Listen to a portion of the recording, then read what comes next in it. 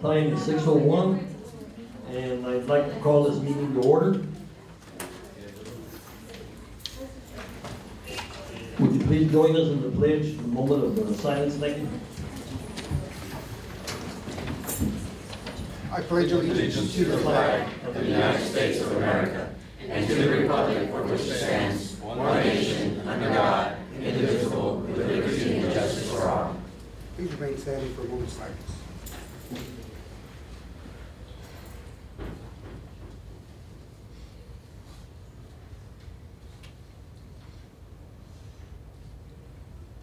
Thank you.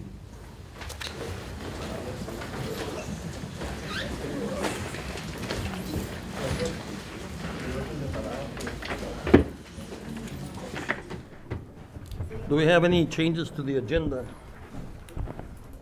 Good evening, Mr. President and trustees, members of the audience. Mr. President, we have no changes to any of the agenda items. Okay, let's proceed. We got board recognition. Yes, sir, Mr. President and trustees, we have item 1, board recognition. Recognition of Donna North High School student and Donna High School instructor that earned 5th place in the Skills USA National Welding Fabrication Competition held this summer in Louisville, Kentucky. And for that, I'm going to turn over the information so that the details will be provided by Mr. David Moreno, our CTE director for Donna SD. Mr. Moreno? Thank you. Good evening, Mr. Superintendent Fernando Castillo, Board President Efren Ceniceros, and board members. Thank you for allowing us once again to recognize the talents of our students in the Donna ISD CTE department. These young men participated in Skills USA competition, which are competitions, competitive events showcasing the best career and technical education students in the nation. These contests begin locally, and they go regionally, and then they go state, and then they go to national levels. Back in February of this year, these 3 students and instructor that we are recognizing this evening competed and won at the Skills USA regional competition held in Harlingen. In April, they took their talents and skills for a chance to compete at the state level in Corpus, and in the process put their names in the record books by becoming the first welding fabrication team in the Rio Grande Valley to win state. In June, through the support of our principals, our superintendent, our board, and especially our the parents of these young men, they went up to compete at national levels up in Louisville, Kentucky. And they did us proud. They came back and earned 5th place in the nation.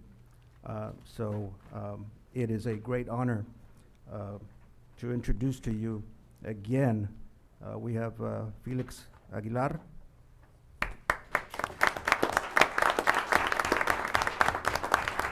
Carlos Alvarez.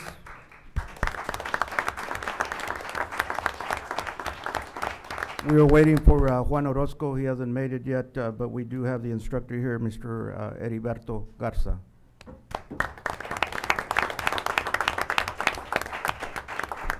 Well, Mr. Garza would like to say a few words as well. Good evening. It's been a long road with these kids, but it's been a lot of fun. First of all, I'd like to thank everybody that helped, because we couldn't have made it to this contest without our secretaries, without our principals, Mr. Moreno giving us all the materials that we needed to practice for this contest. When I was up there, I was talking to a teacher from Oregon, and they said he was pretty arrogant.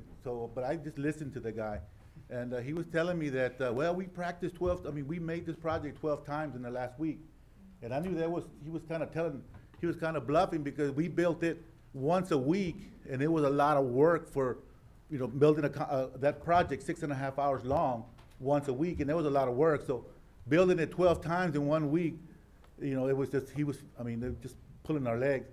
But I don't know how they placed, but I know that when we finished, I knew that our project was better than theirs.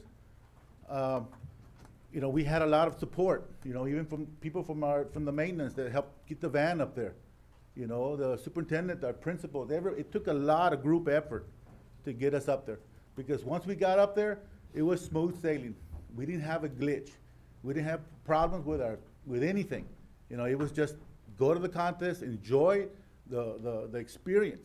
These guys aren't gonna really know this experience, what they've done until later on, when they're older, and they'll be able to appreciate this experience. But right now, I don't think they're still not able to comprehend what they've gone and what they've done. But I know that when we finished, we saw the third place project, and these guys thought that they was better than ours, but it wasn't. I know that third place, we beat California.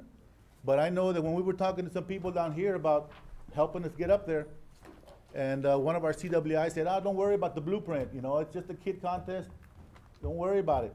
Well, I took his advice, and then when we got up there, to them, up there was a bigger part of the contest than what we thought down here. So they took up a lot of points away from us. In other words, one process, we got 0 points for it because our blueprint wasn't right. So, I mean, landing 5th place and being punished for with so many points, you know, I know that we could have done a lot better, but it was just, now it's a learning thing for us. You know, hopefully we'll be able to go back there again and do a lot better. But I know that our project, when we went up there, and you get punished for having a lot of material left over, okay? When our kids went up there with this much left over, you know, all the other instructors from other states were going like, well, you know, they go, "These are your kids." You go, "These are our kids." You know, and other states were going up there with pieces of metal to get it weighed, you know, and they were getting punished for all that material that they didn't use.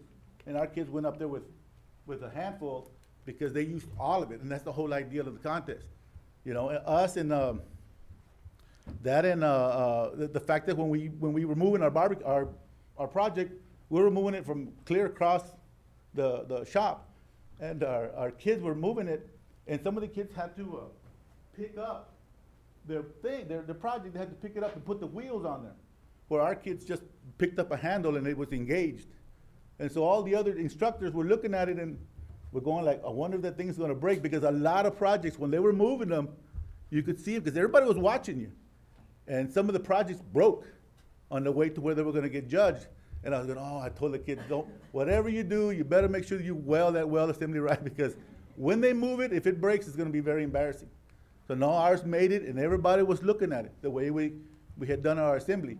But see, these kids didn't realize a lot of that stuff, that what I was going through, and for them, they just made it. You know, they're not gonna be able to comprehend this until way later on. But it was a wonderful experience, and we couldn't have done this without the help from a lot of people here in Donna. I mean, it was just a phenomenal experience for us, and hopefully I will be able to do it next year again. I also want to have a thank you to Mr. Castillo, because he helped me a lot up there. He's here, but he helped me a bunch on the way up there, and while we were there. But like I said, it was a wonderful experience, and hopefully, we'll be able to go again. But when we competed in district, I forgot to tell, because Ms. Castillo asked, my principal asked me, because these are Donna North kids. To me, they're Donna kids because they go to one shop. So the reason I made Donna North and Donna High was because I can take more teams to contests, and people don't like that. They go, why do you have so many teams? Well, I have 2 chapters. So they don't appreciate that, but minor kids are Donna kids. So when they asked me, how did our kids do at the district? How come we didn't get to go to state? Well, only one goes to state, but we had gotten 1st, 2nd, and 3rd. So we can only take 1 to state. So hopefully this year we can repeat it again, but we can only take 1. And you need a lot. You need some good kids, because here it's harder to get out of district than it is at state. I think state is not that difficult, but here it's harder here. But hopefully maybe next year we'll be able to repeat it. So thank you all very much, though.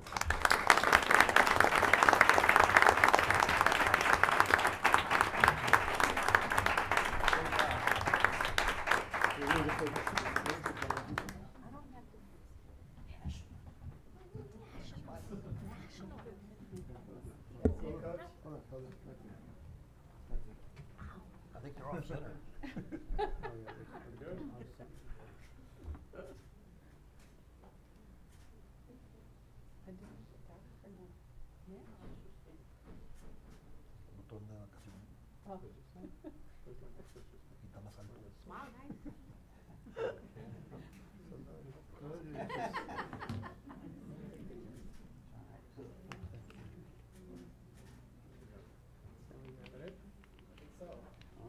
Bernie, get up, Bernie.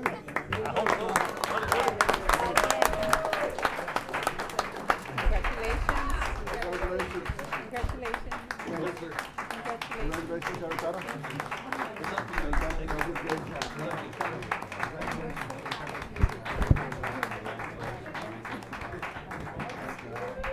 Just to advise the, Mr. Superintendent and the board, there is a bronze plaque that is in the works with the pictures of these young men and Instructor Eddie Garza that will be placed at the entrance to both CTE wings.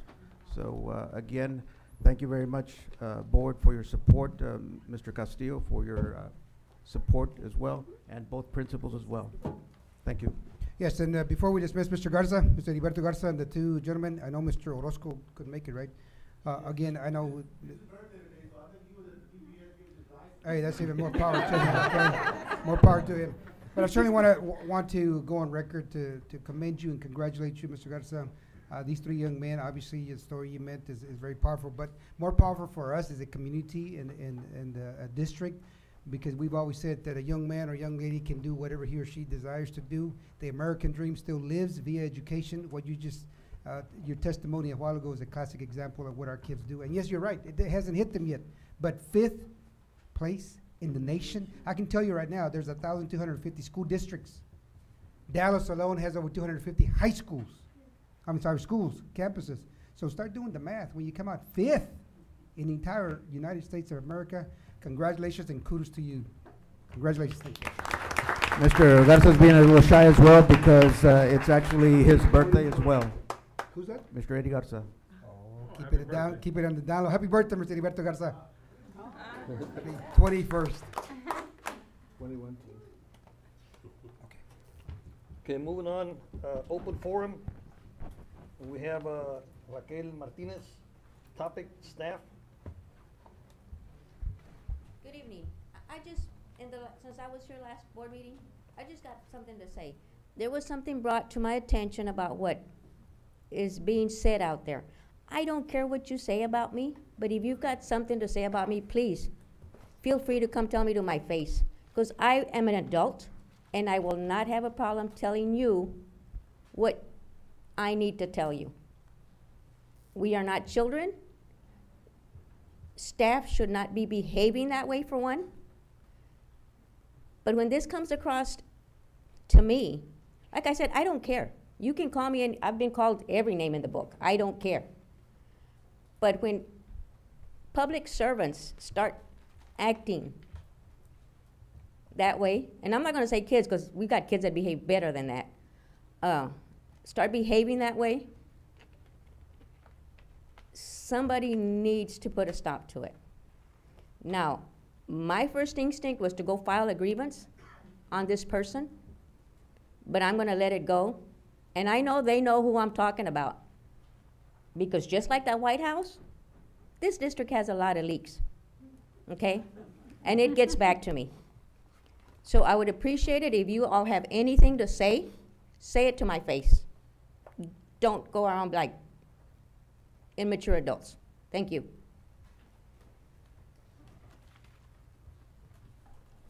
Thank you, Ms. Martinez. Okay, Roman number 3, superintendent's report. Mr. President and trustees, under superintendent's report, item 1, presentation by Watts Guerra Law Firm. Please be advised, this is a presentation, and I don't know who the spokesperson is going to be. It's going to be about a 5-minute presentation. Basically, this is informational for the board of trustees, and obviously there's no commitment whatsoever. But I think, like anything else, when there's something that a district might be able to take advantage, it's good to hear it straight from the individual. So, go ahead, sir. Thank you, Superintendent.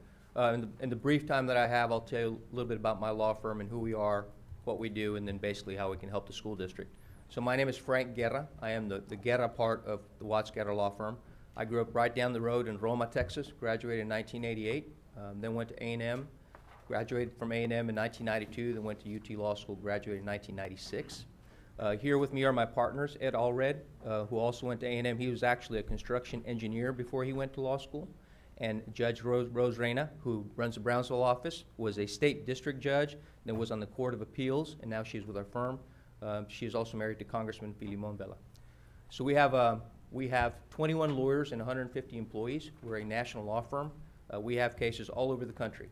And we handle all sorts of cases, from commercial cases to patent cases to personal injury cases to construction defect cases. So how does that help the school district? So we, I think, as citizens we deserve to have our schools built properly. We spend a lot of money on schools, and when something happens, it needs to be fixed. So what we do is we provide a service in that we will hire an expert. If there's a problem, we'll hire an expert. The expert will come review the potential defect. If it's the result of a design defect or a construction defect, they'll tell us. We assume all costs for all expenses as a law firm. If for some reason it ends up not being a case that can be pursued, then the school district doesn't owe us anything. If we successfully recover, either in trial or in a settlement, then it is in that event that we recoup our expenses, and then our fee, which is 35%, which is customary for the industry. And then hopefully in the end, the result is we want the school that we built, we want the gyms that we built, we want them built right, and if they need to be fixed, they need to be fixed, and someone needs to be held accountable.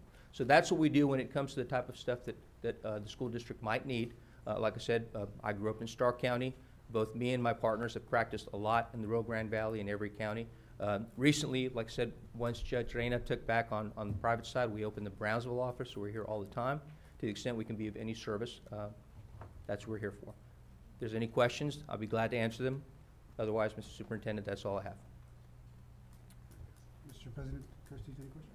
I have a comment. Is this something that we'd be bound by a contract with you in order to get started? Well, is there going to be a retainer fee even though? Okay. So typically what happens is it starts with a problem, right? And we evaluate if that problem was caused by something that can be remedied through a legal lawsuit. If there is, then we enter into the contract that says these are the terms of the contract. We assume all the expenses. We hire the experts. We do all the work. You owe us nothing as a school district unless we recover. And if we recover, this is the way the math plays out. But it's not unless the school district prefers differently. For example, if you just want to have us on retainer for the purposes of any time there's a potential defect, we come investigate it, we can have a master contract that applies to all of those cases, whatever they may be, however you prefer. How many districts in the valley are y'all involved with? Well, right now we're in no districts in the valley. Okay. At the present time. We've handled several over the years, but not right now. So this is currently just a FYI. We haven't identified any issues in any of our buildings, right? That's correct. This is just an FYI. Now, these buildings, how old do they have to be in order for qualify? So there's various statutes that limit our ability to recover against certain people. So for example, there's a 10-year statute of repose against engineers and architects if the issue is when they designed the building, they designed it incorrectly. Okay, so if you get past 10 years from the original build date, then you can no longer sue the architect or the engineer. If it's a normal negligence claim, then you have 2 years from the date in which you knew or should have known that there was a problem. So if you have a leak in the gym, but you think it's normal, then it's when you determine that the leak was as a result of a problem with the construction, then you have 2 years from that to file the lawsuit for negligence. Other claims like breach of contract have 4 years. So if whoever the general contractor was or whoever entered into the contract with the school district did something that wasn't in accordance with the contract and that's why there's a failure, then we have 4 years. But 10 years is the absolute furthest it goes out, only as to engineers and architects. If it was made improperly, construction stuff, the 10 years doesn't apply. And what is your normal retainer? So normally we do 40% contingency fees, but because it's a school district, we do it 35 with the school district. Okay, but, is it after that would be after the fact, right? Correct. But, I mean, you wouldn't have to have a retainer up front. That's right. You would need $25,000. No, sir. So month? these cases are very labor intensive and very expert intensive. It doesn't matter what I think, it matters what the experts think. So if it costs us $750,000 in expert fees, I front all that and you guys don't pay a dime, and you don't pay it back unless I recover a substantial amount for that. Right. So the math gets done only after a successful verdict or a successful settlement. Otherwise, there's no monthly payment, there's no upfront payment, there's no risk to the school district at all. Very good. Okay. Any other questions or comments? Mr. Guerra, thank you very much, sir. And your Thank you. colleagues, thank you. Appreciate it. Thank you, sir. Thank you.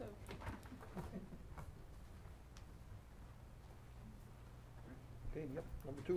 Mr. President and trustees, item number 2, discussion and possible action on approval of nominations for the TASB, Texas Association of School Board of Directors for Region 1, Position A. You're probably thinking deja vu, didn't we just bring this? Trustees, the reason why this is coming back to you, the individual that had been on the ballot last time and was the current incumbent and had stated that she was seeking re-election, has since then withdrawn her name, and this is why we're bringing it back to you all. She does send her apologies. It was just for personal reasons. So what you have here, again, is the same process, except now you've got your list of individuals for Region 1. And again, I'm going to read them out loud for the record. Jesus Amaya, Los Fresnos. Alex Cantu, La Joya ISD. Ricardo Garza, Laredo ISD. Patricia Ocaña Olivares, Mission ISD. Jacqueline Padilla, Monte Alto ISD. And Leah Thies from Santa Rosa ISD. So again, trustees, the same format. Anyone that you want to endorse, any one of these individuals will have that one vote from the ISD. Okay, do I have a motion? Nomination? Does anyone have someone? If not, I mean, I really liked Patricia Ocaña Olivares, her bio. She stood out to me. Mission.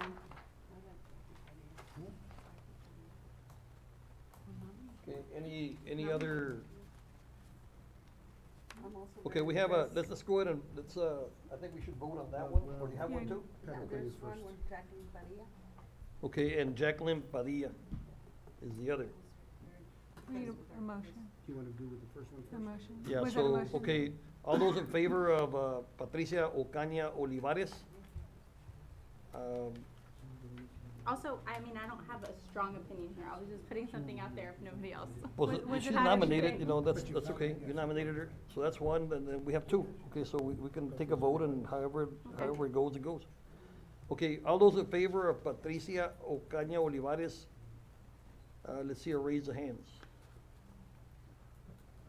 I guess I'll vote with you. 1, 2, 3. Okay, all those in favor of Jacqueline Padilla? 2, 3, 4, 4. Okay, so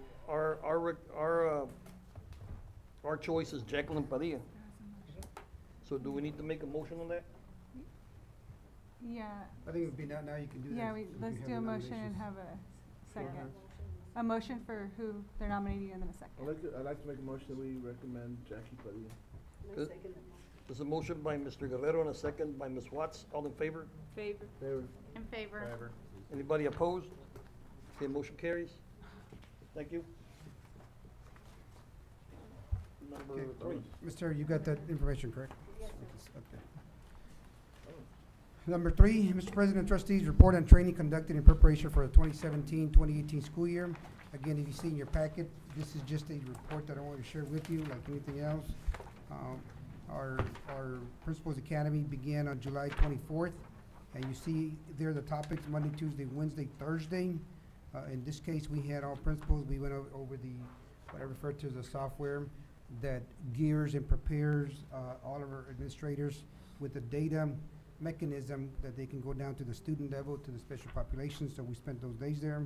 We also had the bilingual and the special ed accommodations, because like I've always said, we have to know our students. We have to know what the accommodations he or she may have.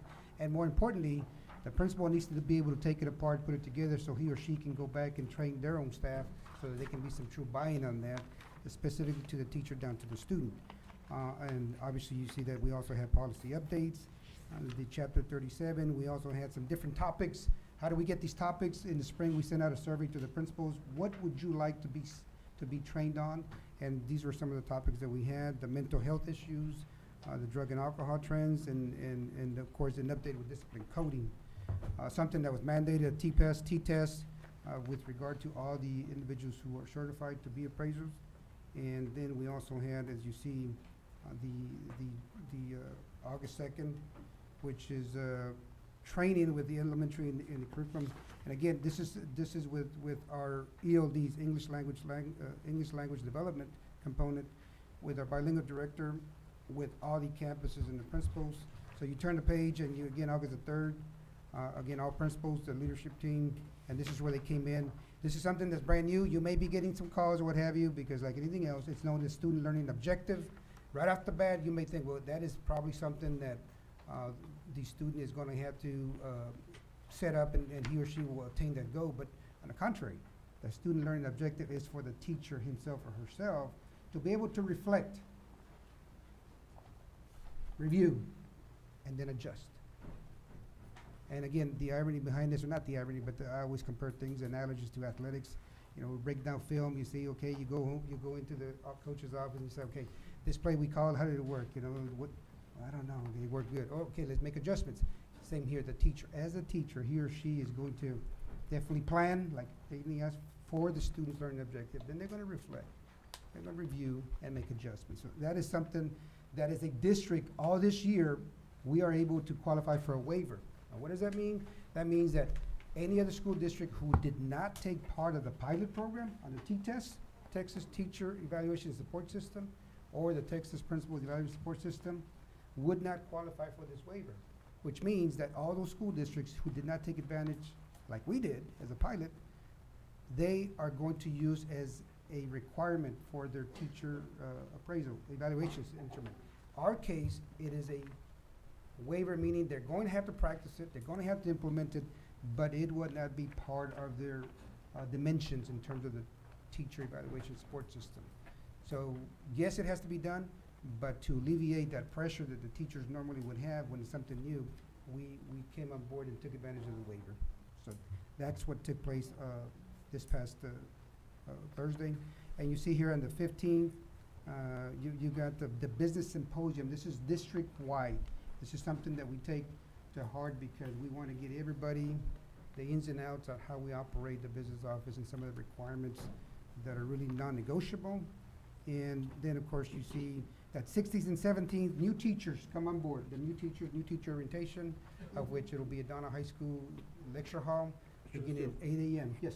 On this, on the business symposium, Yes, sir. is that, are board members invited to that, or? Board members are certainly welcome to attend, okay? You're gonna have the sessions, you can, you know, go in and sit in. It is gonna be via topics. We're gonna do it like in a rotation, where our staff is gonna be assigned a group, so we be certain that they do not skip one. And of course, we're gonna be signing in. But just to answer your question, yes, sir. All trustees you're more than welcome. You just gotta go with the flow, okay? And then, of course, as I mentioned, the 16th, 17th, new teacher orientation. And I know that we're gonna be sending out an invite to all the trustees to be part, if you wanna be present, to give the welcome to the teachers that are coming to the district. And on the 18th, what happens on August the 18th? All teachers come back, inclusive the new ones. And then, of course, August the 28th, that's what it's all about. That's when our young men and young ladies, boys and girls come to school. And that's when it's all about, that's when the magic begins, okay? So, trustees, this was a report to you all to know and to see that we're getting ready. It's just like the band and the football after practicing, our staff is getting ready, okay? Any questions on that? No. Okay, that was a report only. Okay, consent agenda. Mr. President, trustees, consent agenda, as you have on there, number 1, accounts payable. And of course, I do have Ms. Sandy Martinez to answer any questions that we may have. I know during the board review, there was a couple that were brought up, and Ms. Martinez, you all researched that. I know Mr. Billman, we looked at some of the concerns you had, so. Yes, sir. There was an error that we corrected with digital. Okay. There was a confusion between the lease and the maintenance agreement since they run concurrently with each other. But we do follow GAAP, and expenses are only paid for or recorded when they can be recognized. Right. So that matters. So there was an error there? Yes, sir, there was. And Mr. Superintendent, where are we on the reports that I asked in regards to the printers and? That's what she's alluding to. Do we have those final copies of the reports when Ms. Noriega was Yes, gonna be looking at Mrs. that? Noriega emailed them to all the board members. I also emailed a memo today, late today, Okay, regarding. all right. Guys, that previous, the digital question was on page 67. Some of y'all went after this, yeah.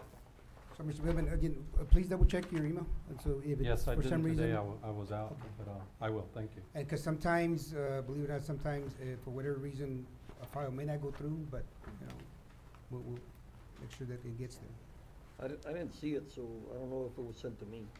Yes, sir, all the board members were copied. But of what it. time was it sent? The one that we sent today was probably close to 6 o'clock.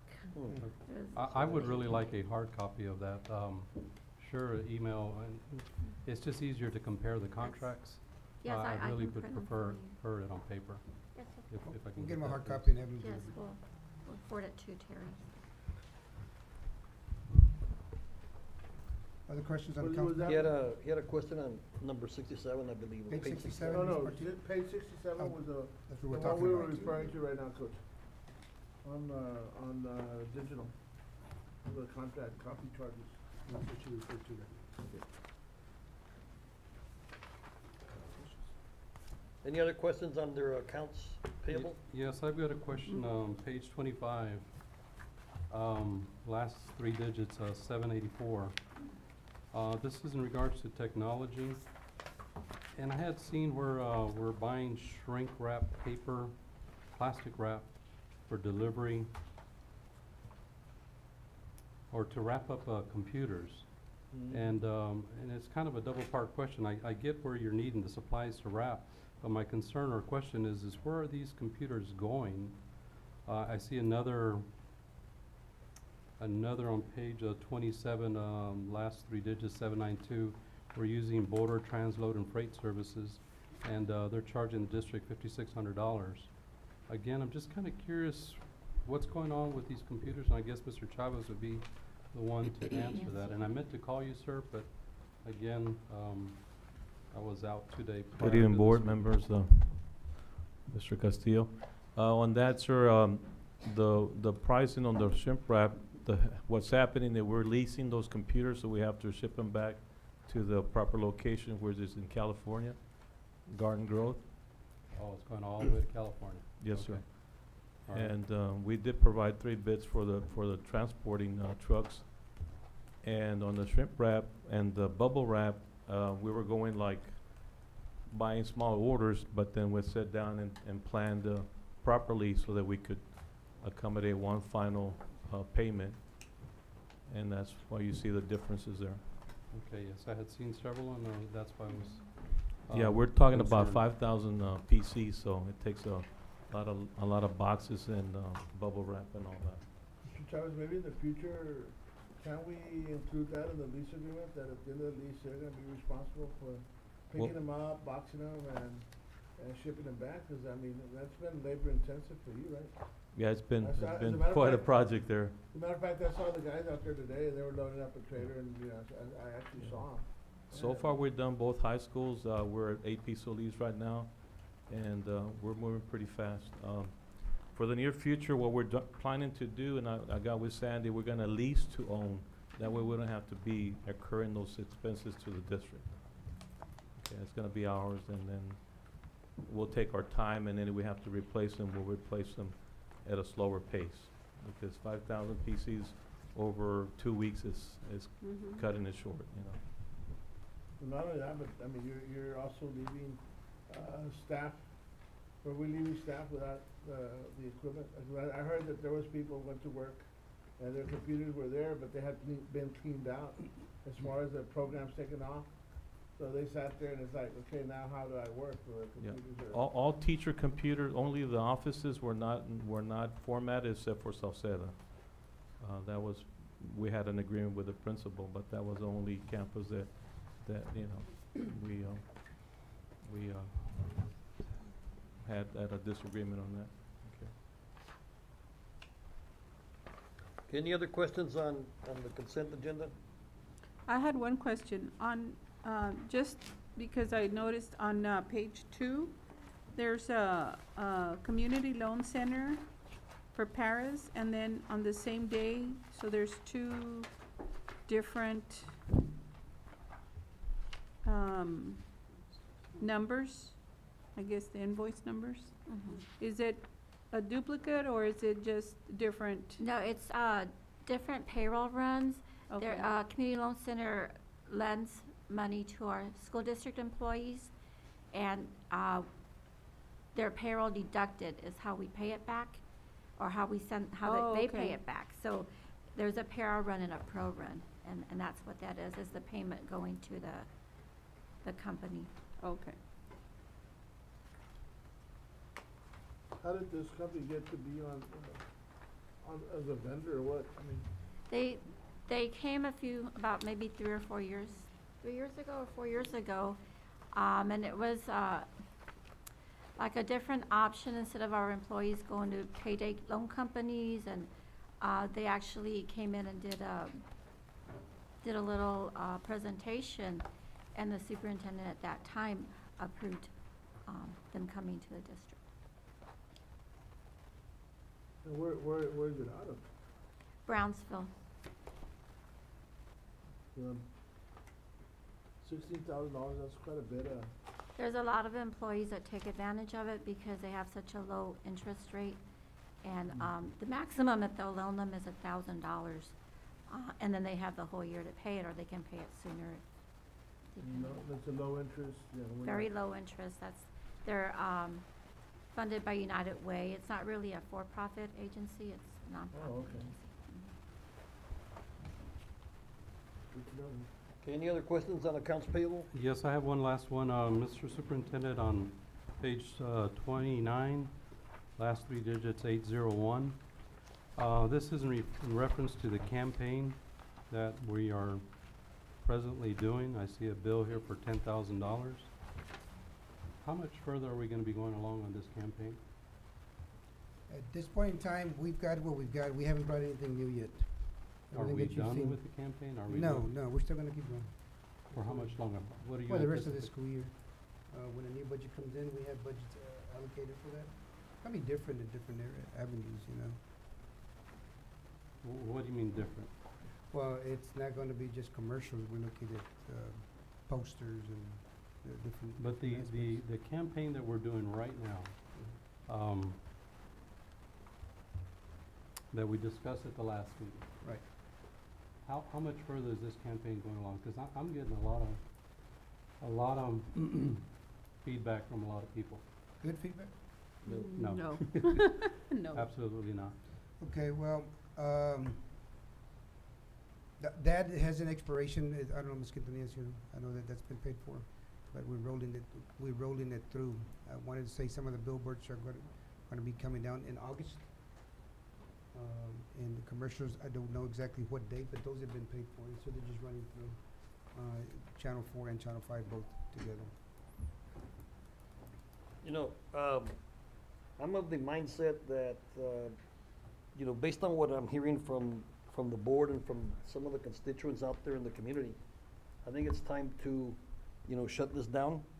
Because our main objective, our objective here as a board was to maintain the kids that we have here and not let them leave. It's not about bringing kids in from another district to come to this school. It's about the kids that are here. We want to try to keep them here. And I know that I talked to you and I talked to Mr. Villanueva, and I think I had an idea on how to do that, and it was never put forth. And basically what we've got here is we're trying to go out there and bring kids in from Westlaco, from over here, from over there. They're not gonna come. They're not gonna come. What we need to do is keep the ones that we have here, here. That's what we need to do. And there's only one way that we're gonna keep them, and I already told you what it was, but it's not getting done. And so if it's not gonna get done, I sure as heck am not gonna support this other thing of trying to bring in kids. We're not gonna bring in kids. I think we're kidding Excuse me. ourselves. Let's limit it to the Yeah, fees. I think, so Keep we it need to to the stay amount. on accounts payable, Yeah. generally speaking, but it does sound like we need to probably put this as an agenda item for discussion at an upcoming board meeting for sure, because, I think what we're just getting at is campaign intersects at like community and lots of stakeholders when you talk about campaign. So I propose we put an item on upcoming agenda to discuss this in more depth. Correct. Sure. I had a Thank you. question it pertains back to this, TV campaign. I went back and I know that at the meeting, we had last time, you know, Ms. Quintanilla mentioned that she had spent, money with KRGB, getting the video made and stuff like that. And I went back to the June accounts payable, and I never saw where it had been, paid out. Then I dug a little bit deeper and, and I found that there was two entries that never showed up in our accounts payable, June or July. I think what's happening, there's overlaps, and I'm not sure whether this is being done, and I think this is something that we probably need to address, because we're getting it toward the end of the month, and I think we're clipping that last week short. So there's that week that's not showing up. I'm thinking, because there was the other $20,000 that were spent to KRGB, which, you know, Ms. Quintanilla did acknowledge that she had spent that money on the campaign.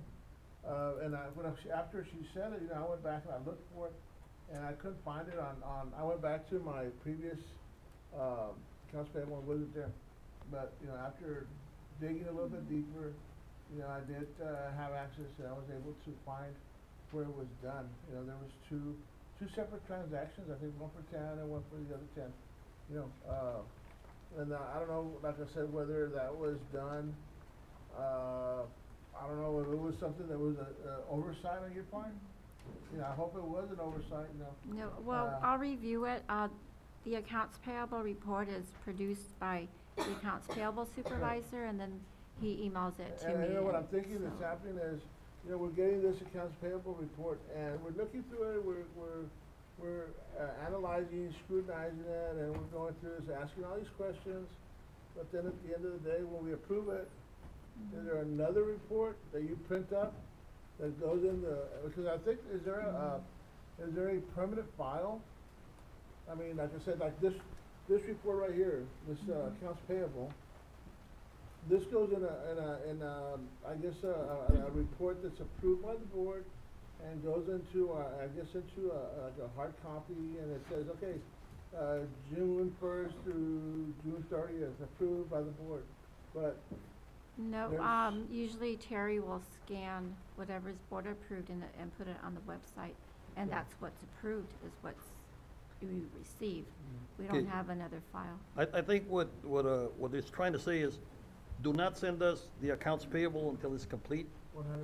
on the last day, because we have a board meeting, it's the second Tuesday. So that means the earliest it can be is the 8th, correct? The earliest it can be is on the 8th. Yeah, sometimes there are timing issues, and it could be a timing issue, but we can No, they've been getting sent like on the 24th or something like that, you know, of the previous month. So there's still like 6 days that are being added on here that we don't know what the heck's going on there. And that's the concern that they have. Yeah, because AP is run every Thursday, so the meeting's on Tuesday, like, today, then on Thursday, there's another AP run, so you're not gonna see that because we already had the meeting, and they went, you know, they kinda like, it overlaps, but I'll talk to our staff, and we'll make sure that we get a complete, it's hard to get a complete month, in other words, to. Right. Because sometimes there's a timing issue. That was the exact point I was making, that, you know, you make sure you get the whole month. Any other questions on consent agenda?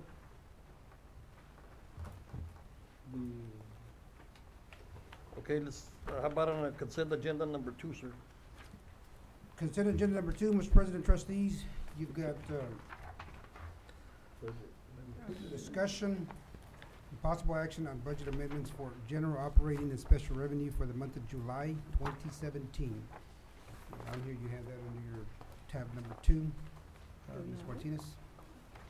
Yes, this is a budget amendment where we're basically increasing the revenue, and that's pretty much it. If you look at there's nothing hitting fund balance.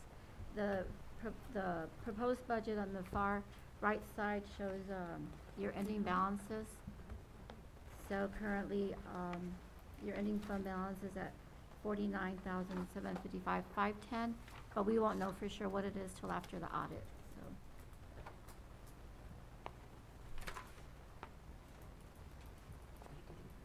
Okay, so the ending fund balance that is being projected, It's the last column where it says proposed budget.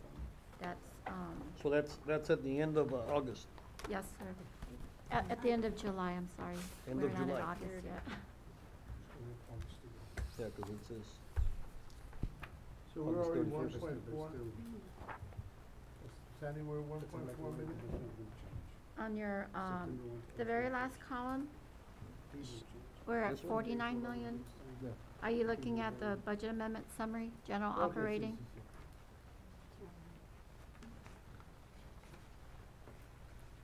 And of course, this is only on the budget side, so once the audit has been completed, then you'll know for sure what your fund balance will be. okay, any questions on the budget amendments? I will need a motion. On this one, Mr. President, trustees, administration recommends approval as noted. Do I have a motion? It's. So moved. Is that Mr. Avila? Yes. Got a motion? Second. Motion by Mr. Avila, second by Ms. Reyna. All in favor? Favor. Anybody opposed? Motion carries.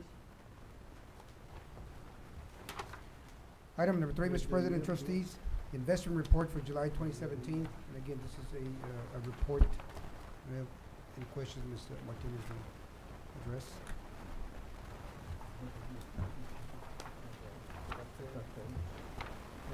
But it's on the. Okay, number 3. Investment report.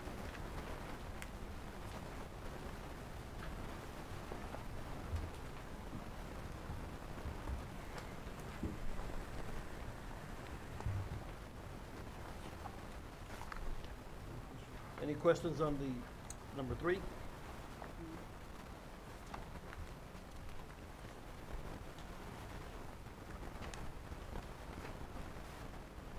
Okay, you need a motion?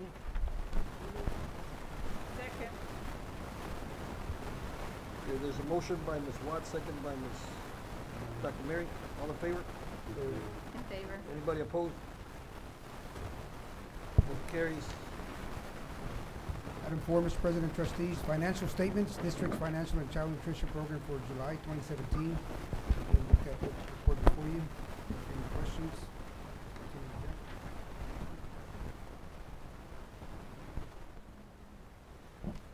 Did we ever get all those issues resolved between transferring money back and forth and making sure that the money that should have been in the child nutrition program got put back into it? Or are we We've, still waiting? for this year, we're gonna use the new template, that they recommended. We have been, we received a letter from USDE that they would like for us, or that we have to move money for year 14-15, from our fund balance into the child nutrition fund balance, which is an entry that we're gonna make And when is that gonna be made? at the end of this year. And It's how a prior period adjustment, so, yeah, How much are we looking at? about 1.8 million. And that's gonna come out of the fund balance, right? Yes. So here, at the end of the month, we're gonna take a pretty big hit on the fund balance.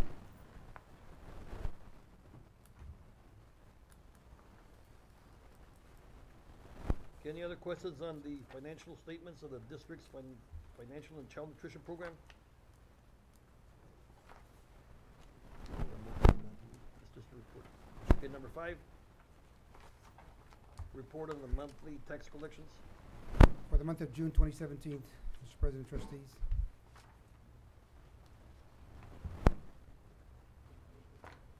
No questions. This is also a report only.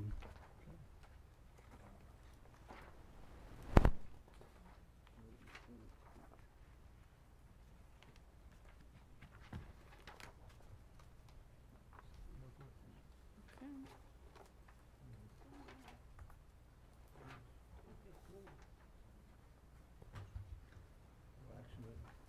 Yeah, I do have a question for you. Yes.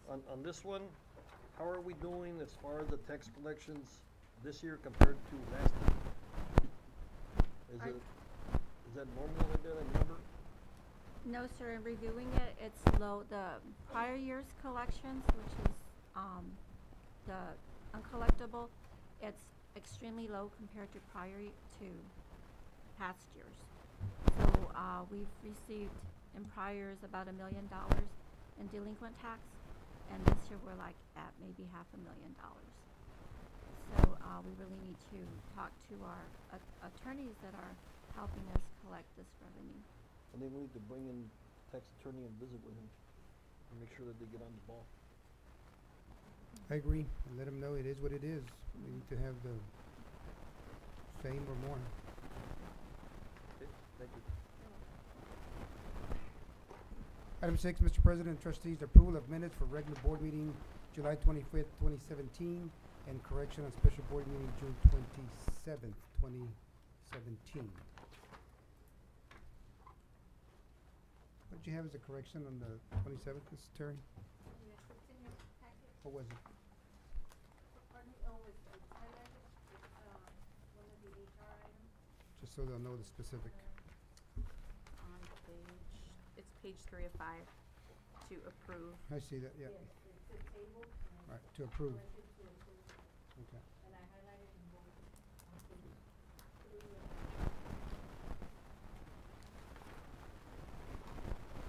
Just an action item? Yes, sir. Make the motion we approve. So motion by Mr. Avila, Second. second by Ms. Watts, all in favor? Favor. Favor. Anybody opposed? Motion carries. District operations. Thanks for bearing with me, you all, last time, while I was on the phone. I appreciate it. It was weird. Mr. President, trustees, District Operation DO1, discussion and possible action on approval to initiate payment to Italco Roofing for application payment number 2 for the AP Solis Middle School Gymnasium re-roofing project. If you recall, last time, Mr. Figueroa actually made a presentation about this, and he also made a comment that he already had that payment request number 2, but because it did not make the 72-hour notice, we were going to wait till today. So that information has been provided to the trustees in the update. But if you have any questions, he is here to provide the response on the AP Solis Gymnasium. Otherwise, administration recommends approval. Okay, any questions? Make the motion that we approve. Seconded. There's a motion by Mr. Avila, second by Ms. Watts, all in favor? In favor. Anybody opposed? Motion carries. Academic services. Mr. President and trustees, the next few are probably all the way up to AS5 are all going to be NOGAs, but I'm going to read each one of them. These are NOGAs that are coming for the 17-18 school year. Discussion and possible, item AS1, discussion and possible action on approval of Title III-A EOLA NOGA, number 186711011089002, Fund 263, in the amount of $684,140. Administration recommends approval. Okay, got a recommendation is to approve. Need a motion? I move we approve. It's a motion by Ms. Reina, second by Ms. Watts, all in favor? Favor. Favor. Anybody opposed? Motion carries. AS2, Mr. President, trustees, discussion and possible action on approval of Title IV-A, Subpart 1, NOGA, number 186801011089002, Fund 289, in the amount of $196,025. Administration recommends approval. So recommendation to approve. There's a Second. motion by Ms. Watts, second by Mr. Avila, correct? Correct. All in favor? Favor. Favor. Anybody opposed? Motion carries. Mr. President, AS3, and trustees, discussion and possible action on approval of Title II-A, supporting effective instruction, NOGA number 186945011089002, Fund 255, in the amount of $1,828,381. Administration recommends approval. There's a motion by Ms. Watts to approve, Second. second by Mr. Avila, all in favor? Favor. Anybody opposed? Motion carries. Mr. President and trustees, AS4, discussion and possible action on approval of Title I-C, Migrant NOGA, number 186150011089002, Fund 212, in the amount of $1,879,892. Well, that's the one we did. Monday? We're in 5. Oh, we're in 4. No, we're, We're in 4? Right. Is that the same We- number? we- Okay, yeah, I see No, it. this is migrant, right. Okay, go ahead. So again, Fund 212 in the amount of $1,879,892. This is migrant again. Administration recommends Oh, approval. okay. So move. It's a motion by Mr. Avila, second by Ms. Watts. All in favor? favor. In favor. Anybody opposed? Motion carries.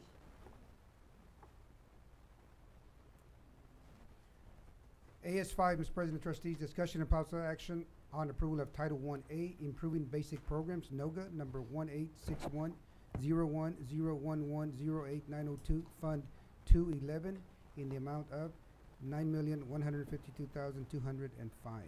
Administration recommends approval. Quick question here, Mr. Castillo. Mhm. This like 9.1 million, I know it says Part A, improving basic programs. The money, does it go, tell me how this money gets allocated to like what departments, how is that made? Cause ultimately, like, what I'm thinking about with all of these is like, how do we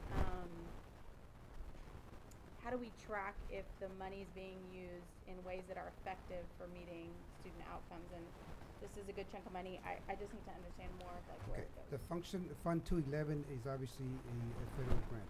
And this federal grant specifically goes to all, pretty much personnel and resources for the students.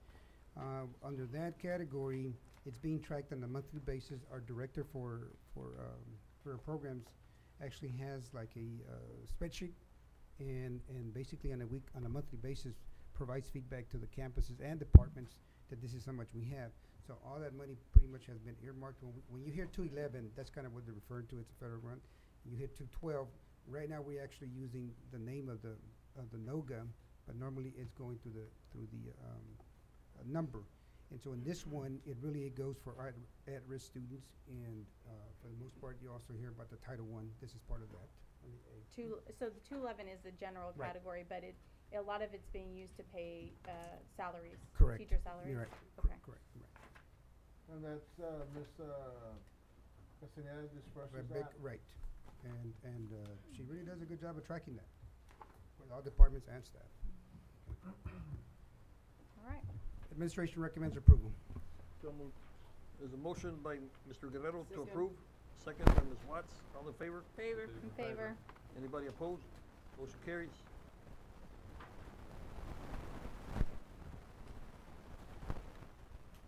AS6, Mr. President, trustees, we get into an MOU, Memorandum of Understanding, and in this one, discussion and possible action on approval of Memorandum of Agreement between Donna ISD and Tropical Texas Behavioral Health. This is one that we have in place. It's on a yearly basis. There's no cost to the district, but it has to be an MOU that we agree on. If there is ever an individual that gets, as they refer to, sectioned, then the payment is done, taken care of by the individuals. So this will expire here soon, and this is why we're bringing it to you all. Do we know effectiveness of this program? Well, How are we measuring that? we really don't have a measuring on that because Like normally. how many, do we know how many students participated in these programs? I don't have a number. Usually we go through our PD because they're the ones that go in and they're able to categorize where they're gonna section. They're sectioned. Section, so it's not really something that we have that's an ARD, what have you. If somebody just for some reason goes beyond the normal behavior, medication or no medication they're taking in, or suicidal that they hear. Cutting. Right, the cutters and so forth. Sometimes they may spend 1 day, sometimes they may spend up to 4 days under section. And so this is why it is the memorandum of understanding is with them because they have been assisting. Castillo, I was just noticing the way that this is written. We are not a consolidated ISD. This is what they sent to us. Yeah. We can make a notation. We are ISD. That's correct. They use basically a generic one. Right, yeah. Okay. Make a note of that. I mean, I don't know, it's on the, Last page. Yeah, it's the very front. on the cover page.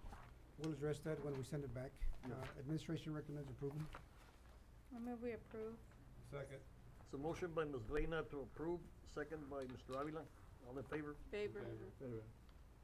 Anybody against? Motion carries. AS7, Castillo. They also AS7. have- Castillo, Yes, They also have you as the deputy. I saw that. superintendent. Deputy dog, as they used to say. I don't mind.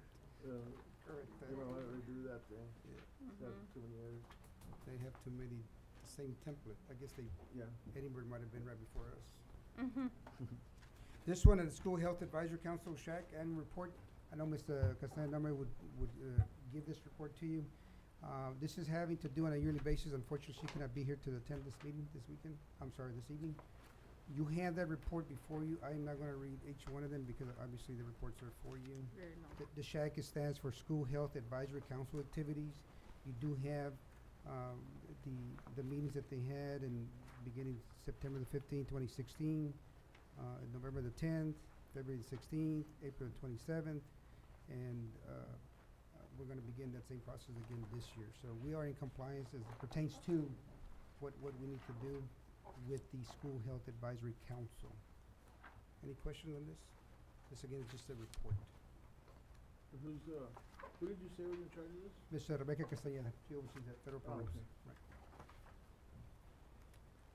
any other questions or discussion? And this is a report only. Okay, let's move on. AS 8.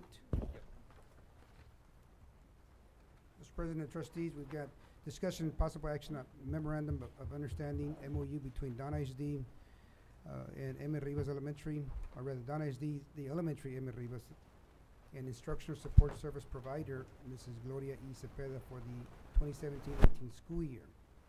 PSP stands for the professional service provider. The reason why we have to have, excuse me, a PSP, not because they're still under the list of improvement required, but because they were the recipients of the grant, and the grant is with TIPS. And if you recall, TIPS is Title I priority schools, so that particular grant was for 3 years, and that's when we were able to bring in the 28 additional staff members to assist that campus. That is the reason why we need to continue having a PSP. Just want to make sure we go on record that that campus met all standards 2 years in a row, so they're clean completely out of the IR category. So unless you have any questions, administration recommends approval. So moved. Let me ask a couple of questions. Yes, sir. Then we'll come back to that. Okay, if you look on page 3 of page 4, 3 of 4, Mhm. I'm looking at basically the cost, Right. where we're paying them $100 an hour for 175 hours, right? Right. Is that something that's set in stone as far as the price that we're paying these PSPs, or where does? Actually, we do have a guideline on that. In fact, I believe, Ms. Alvarez, are you here? Last year, I believe it was 200 plus? 220? I don't want to, I know it was over 200. Right, that we had with her, with the PSP, so 250. And that was actually mandated last year. This year, because as I mentioned, we were able to negotiate with her, and she was good with the 175. It's also mandated this year we have a Right. Okay, is it also mandated that we pay them $100 an hour? And Yep. it's already there? Because remember, these individuals have to go through the process, and then they get in that pool, and they set a bar with regard to the payment and the hours. So in this case, because we are not, the campus is no longer an academic in terms of IR, we were able to negotiate to a certain extent, 175. Yeah, you know, And Or- you can't, so the money has to be paid from the district, not from the grant? Now, in this No, one, It comes from the grant. it is part of the grant. Remember, grant. now Okay. prior to, when we were without grants, it was, the district had to pay their in-kind, our share. We're no Okay. longer in that category. So Okay. this comes from the grant? okay, Okay? So administration further recommends questions. approval. Okay. so recommendation to approve. Second. Okay, there was a motion by Mr. Avila and a second by Ms. Watts. Oh, I'm sorry. Yes. Okay, all in favor? Favor? In favor. Anybody opposed? Motion carries.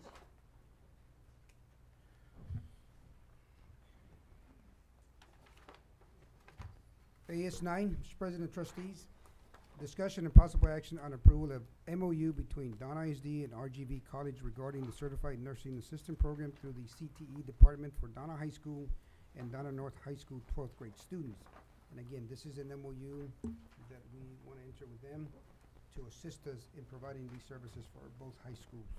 We had this last year, and it's a time to bring it on because the students, as you well know, come back on August the 28th, so they are also needing to have that in place to know how many schools are going to be committed to them for the students.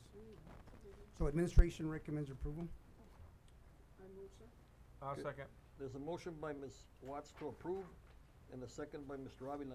All in favor? Favor. In favor. Anybody opposed? Motion carries.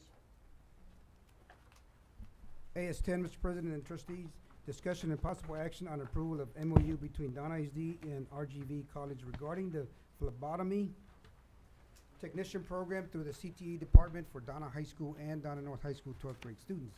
Again, this is something that we're bringing to give our students an opportunity to actually be able to get their certification through phlebotomy. Do we have that last year?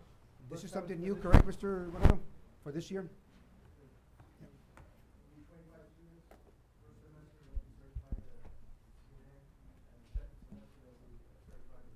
Phlebotomy, right. We didn't have this last year, but we have it this year, and I know that phlebotomist is, they're your blood people, so. Okay. Make the motion, we approve. I second that, sir. So motion by Mr. Avila to approve, second by Ms. Watts. All in favor? Favor. In favor. Anybody opposed? Motion carries. AS11, Mr. President, trustees, discussion and possible action on approval of MOU between Donna ISD and Texas State Technical College for dual enrollment program. Again, as I noted earlier, we're having to put all this in place so that the colleges themselves and the district know that we both are committed, and they will allocate the staff and the spaces, so. Make the motion, we approve. Administration recommends approval, thank you. There's a motion by Mr. Avila to approve, Second, sir. second by Ms. Watts. All in favor? Favor. Anybody opposed? Motion carries.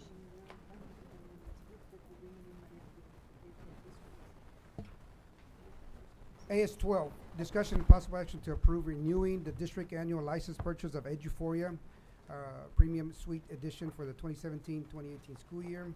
Again, as I mentioned earlier, the trainings that we had with all our staff, I made it clear that that is the foundation software that we use to get all the data for all the campus, all the students, also population. So administration recommends approval. Castillo, I've got a question. Okay. Is this the program, the program that the administrators use to document, all the, when you have discipline problems and stuff like that? This is something that they can use, but we also use Teams. This particular program is used, like I mentioned, the data, our benchmarks, our Aware. Aware is when you go in and look at the actual results. We also use it for work orders and things of that nature. So the Eduphoria is a foundation motherboard, for lack of better words, and then from there you branch out. If somebody has an HVAC problem, they use this program to put a work order. So it's utilized district-wide. It's not just for academics. Right. So, yes, sir. And that cost is 53? Yes, sir. 53,000? Let me see, yes, 53,790. This is the one we use for lesson plans también? También. Okay. Yeah. Yeah. Right. Okay. Any other questions? I move that we accept. There's a motion by Mr. Guerrero to approve it, Second. second by Mr. Avila. All in favor? Favor. In favor. Anybody opposed? Motion carries.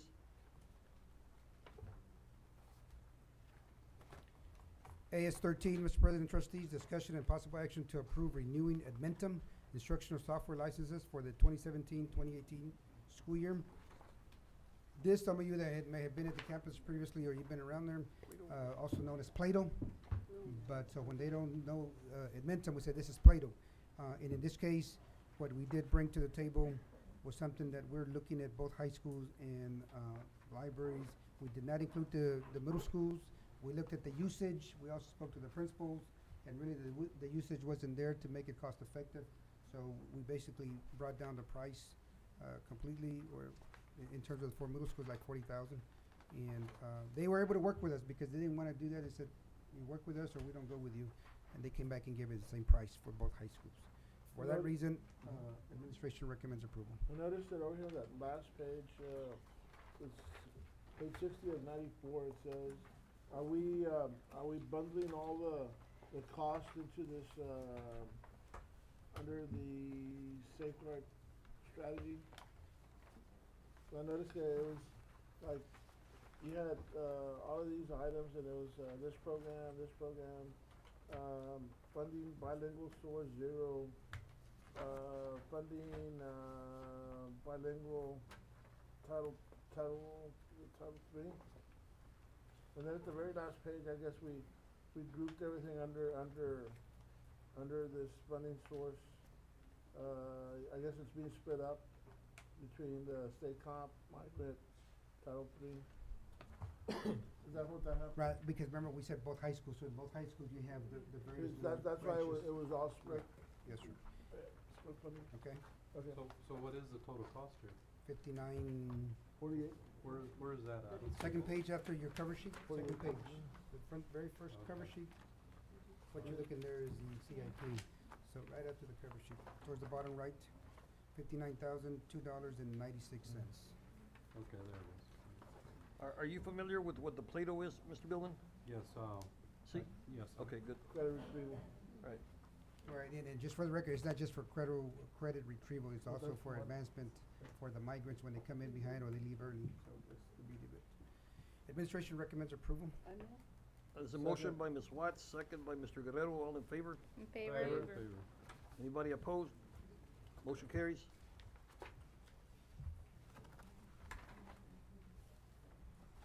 Business and Finance, Mr. President, trustees, moving on to business and finance, you have BF1, discussion and possible action to award the most advantageous vendor, the ambulance services for the athletic department for the 2017-2018 school year. And as you see in your packet, you did have,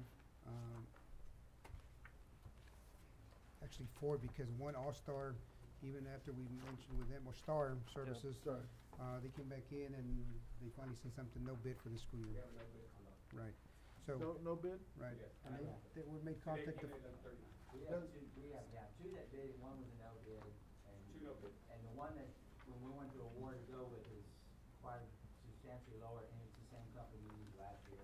And Precise. they're providing the same product and everything. Six were, contacted, 2 came back with quotes, 2 came back with no bid, and that's it. Did we contact there's one, here in Donna. What's the one, Mr. Simmons, I see you back there. What's the one over there on, where Dr. Flores used to be the yellow on the expressway? Star EMS. And There was a no bid. sent today at 11:39 and no bid. No bid. We have it. recommendation, Recommendation, Mr. President, trustees, is to go with Precise EMS. So moved. it's a motion by Mr. Guerrero, Second. second by Ms. Watts, all in favor? Favor? Favor. In favor? Anybody opposed? Motion carries.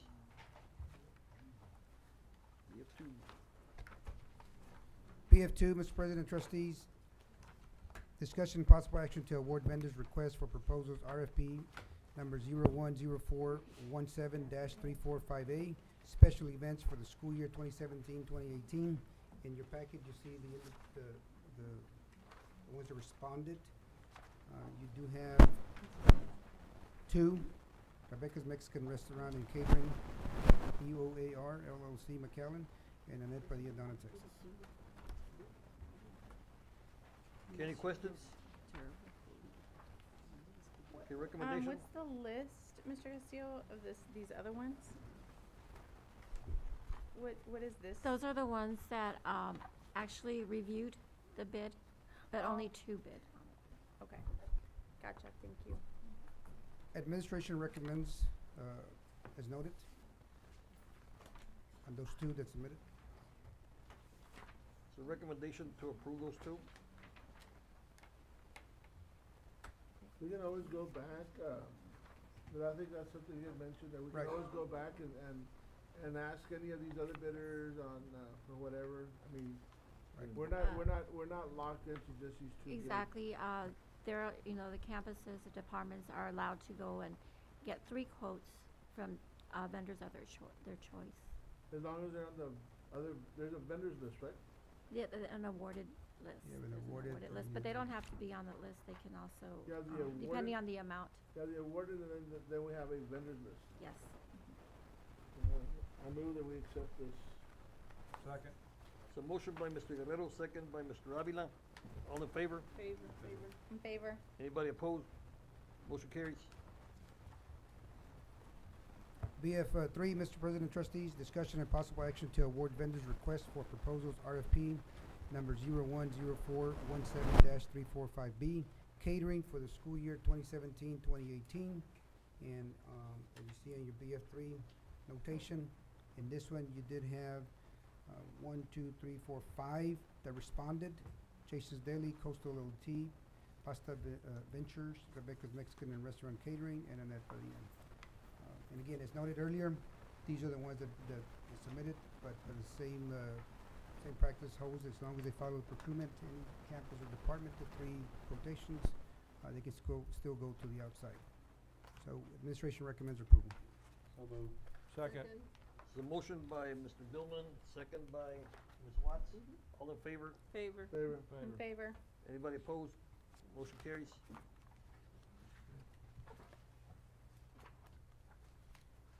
Be it forward, Mr. President, trustees, discussion and possible action to solicit requests for quotes RFQ through national and state purchasing cooperatives 2017-2018 to purchase computers, peripherals, printers, document cameras, tablets, interactive flat panels, and iPads district-wide for the school year 2017-2018.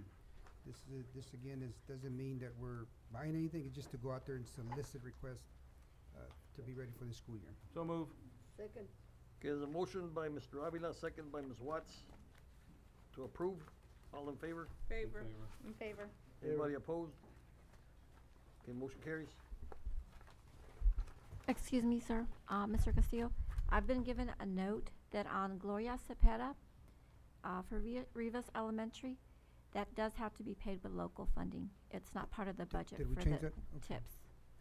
Let the record reflect on that, so for the conversation, trustees, that it is a district. It is a district. It, I guess it's an in-kind amount that we have to pay. So it doesn't come out of the grant.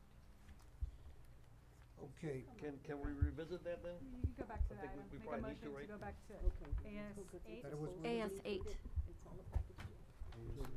Okay, so I'm gonna need a motion to go back and revisit that, if you want to revisit it. I move. Second that.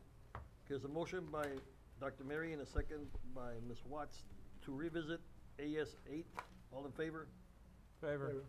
Anybody opposed? Okay, so motion carries to go back to AS 8 and look at that one again. Ms. Alvarez, I know you're here. Come by and help us out, because I know that's, we discussed that a while ago. Can I ask the board members, can somebody describe the concern here, or, I'm not clear on can someone just share maybe what, is it the price, or, I think it's just to make sure that everything's followed, because we were told that it was, Under the grant. Part of the under the grant, grant, so now right. it's, we're gonna vote on. Not part of the grant. Wanna make sure it's correct. so it would have to come out of that school's budget? Of the local funds, correct, for the district. Local funds meaning fund balance? No, Or- no. No, General general. fund. General fund. General budget, yes. General Operating general fund. Okay, so I think they've already gone through most of the information here. If you still feel the same way, I'm gonna need a motion to approve this. Can I ask a question? Ms. Novato's here, right? Yes, sir. The services that are provided by Ms. Cepeda, do you feel that they're, a integral part of the success that you've had in your campus and will continue to I think, yes, sir, I think having her on campus, then a big opportunity as a first-year principal, Right. in guiding me, as to the decisions I'm making and stuff like that. And so, we wanna keep it aligned with this grant, and we wanna keep it and help me get there. And actually what TEA wants is for her to continue with the campus, and she has to do training, she has to do compliance, to check for compliance with the grant. She also has to help with the T-TIPS plan, what they have to create, and she has to monitor it. She has to do a quarterly report to TEA to explain to them and tell them how the campus is doing, if we have make gains or not, and monitor the progress. She has to do walkthroughs. It's some, they're requirements from TEA And the to have her here. hours, is that, I mean, is that enough time? I mean, is that- 175. It's what, 175 hours. 175 hours? Yes, sir. 250. We were able to go down. Yes, sir. That's What are we gonna take That- action on? Just on the, local? Just to make sure that it's being paid by the I make a district. motion that we go on the local. I mean, Okay, Mr. Avila makes a motion to approve the local payment. Yes. Second. Second by Ms. Reina, all in favor? favor. Anybody opposed? Okay, motion carries. Thank you, Ms. Martinez. Ms. Alvarez as well. Where we at now? We're in HR one, Mr. President, trustees. Okay, HR one, focus, people, focus. Human Okay. Resources, discussion and possible action to approve Donna Independent School District compensation plan and procedures for 2017-2018. You do have this, and I know that we have been reviewing this several times. One thing that I do want to be certain is that on page 13, trustees, page 13, I want to make sure we go on record on this. This was a typo, says we had several changes. On page 13, for the director, maintenance, it should read 259, not 226. 259, because everything stayed as it was prior to. Page 13. Will you just please, and again, this apology is an oversight. Did not get changed. Director, maintenance should be 259. So please, pin it in. Obviously, it's taken care of electronically, as opposed to the 226. It should read 259. I'm not finding this. We're at. Page 13? Yes, but we're at On the 13. bottom, Very bottom. bottom left corner, bottom left, I'm sorry, bottom left towards the bottom. You go from the bottom up. It's in red. It's two, how much? 259. Okay, Instead of 226, it should read 259, because we 259. agreed that everything was gonna stay the same. Yeah. Okay, so now having said that, let me turn it over to Mr. Nueva. Anyone has any questions? If y'all have any questions, I'll be more than happy to explain. It would be helpful, and of course, we've read through this multiple times, we had a workshop on it. Multiple versions. But it would be helpful for you just to give a voiceover of the biggest differences between this recommendation, and what was existing last year. Okay. The biggest changes that we've done, we've actually left the main the structures alone. We didn't make any changes, additions, or changes to the amounts of the structures. We cleaned up some of the roles that we had. We consolidated some of them. We moved, now for example, the director for intake center was consolidated to the student engagement and intake. That was one that we consolidated. We moved the 3D Academy principal position. We moved it to kind of correspond to the, I guess, a more appropriate compensation. We took away, for example, the deputy superintendent. It was on here. We eliminated things like that. So we cleaned up a lot of the roles that have been removed. We did add two things. We added all the grant from Rivas Elementary, all those positions. There was several of them, some of them. We added those into the comp plan, and what we did is we matched their responsibilities to what we have, and we kind of paired them like that and put them in the same, I guess, pay grade of those roles. We also did one thing. I did another thing. We brought in the migrant strategists, and this is as per TASB's recommendation. We brought in the migrant strategists, the athletic trainers, and the librarians. We took them out of the teacher scale and brought them into the compensation plan. So now we won't have to worry about stipends or days or percentages of a pay scale. So it's a little bit more structured. Another thing that we did is we kind of improved or increased a little bit the academic stipends that we provide, such as UIL, different sponsors, more academic-based type of programs. We added the wellness program for each campus. We provided a stipend for someone on the campus to provide some kind of wellness activity at the campus level. We increased some of the extracurricular sponsors, like the yearbook sponsorship. We made note of certain things that were not here before, such as the band directors were getting a travel stipend. That was happening, and we need to put it in the comp plan so it could be established there and approved by the board. You see, we increased the travel for the instructional strategists, the instructional coaches, I'm sorry, and the strategists too, from $100 a month to $200 a month, because they do a lot of traveling. Let's see. We also we restructured the athletic and the fine arts stipends. We have we combined the days and the value amounts. We structure them so a sport that's in the fall and has days would be kind of equivalent to any other sport that starts in the fall, as opposed to a sport that starts in the spring. It may not have as many days or need as many days. We created a structure where we make sure that we don't double the days for 2 or more sports. That was one of the concerns. It was a very good concern.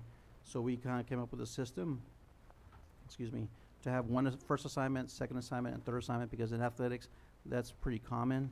It's not quite as common in the fine arts area, but there might be 1 or 2 assignments. We added for the tutors. We were a little bit more structured this time, a little bit more specific.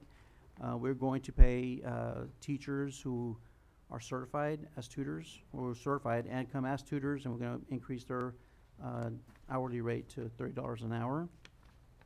And we're going to focus on getting tutors that have at least 48 hours of college and bring those in, and we put those in the comp plan as well. A notable difference in page 39 is the announcer / spotter contracted services. We're going to have auditions tomorrow, and we're going to pick a voice for Donna High and a voice for Donna North. So we provide a small stipend for the announcer and a small stipend for the spotter who assists that announcer in every game. And they never gotten a stipend before? No. They're actually kind of excited about that. On page 41, we left the teacher hiring scale the same. So there's no raises at all. There's no change in that particular schedule. We did increase the number of days for the instructional coaches, both at the regular program and the grant positions that are now at Davis Elementary, from 187 to 197 days. So we increased it by 10 days. And I know Sandy Martinez and the rest of the business department is doing a great job, trying to, see where we can have some revenues and, hopefully come back later with something.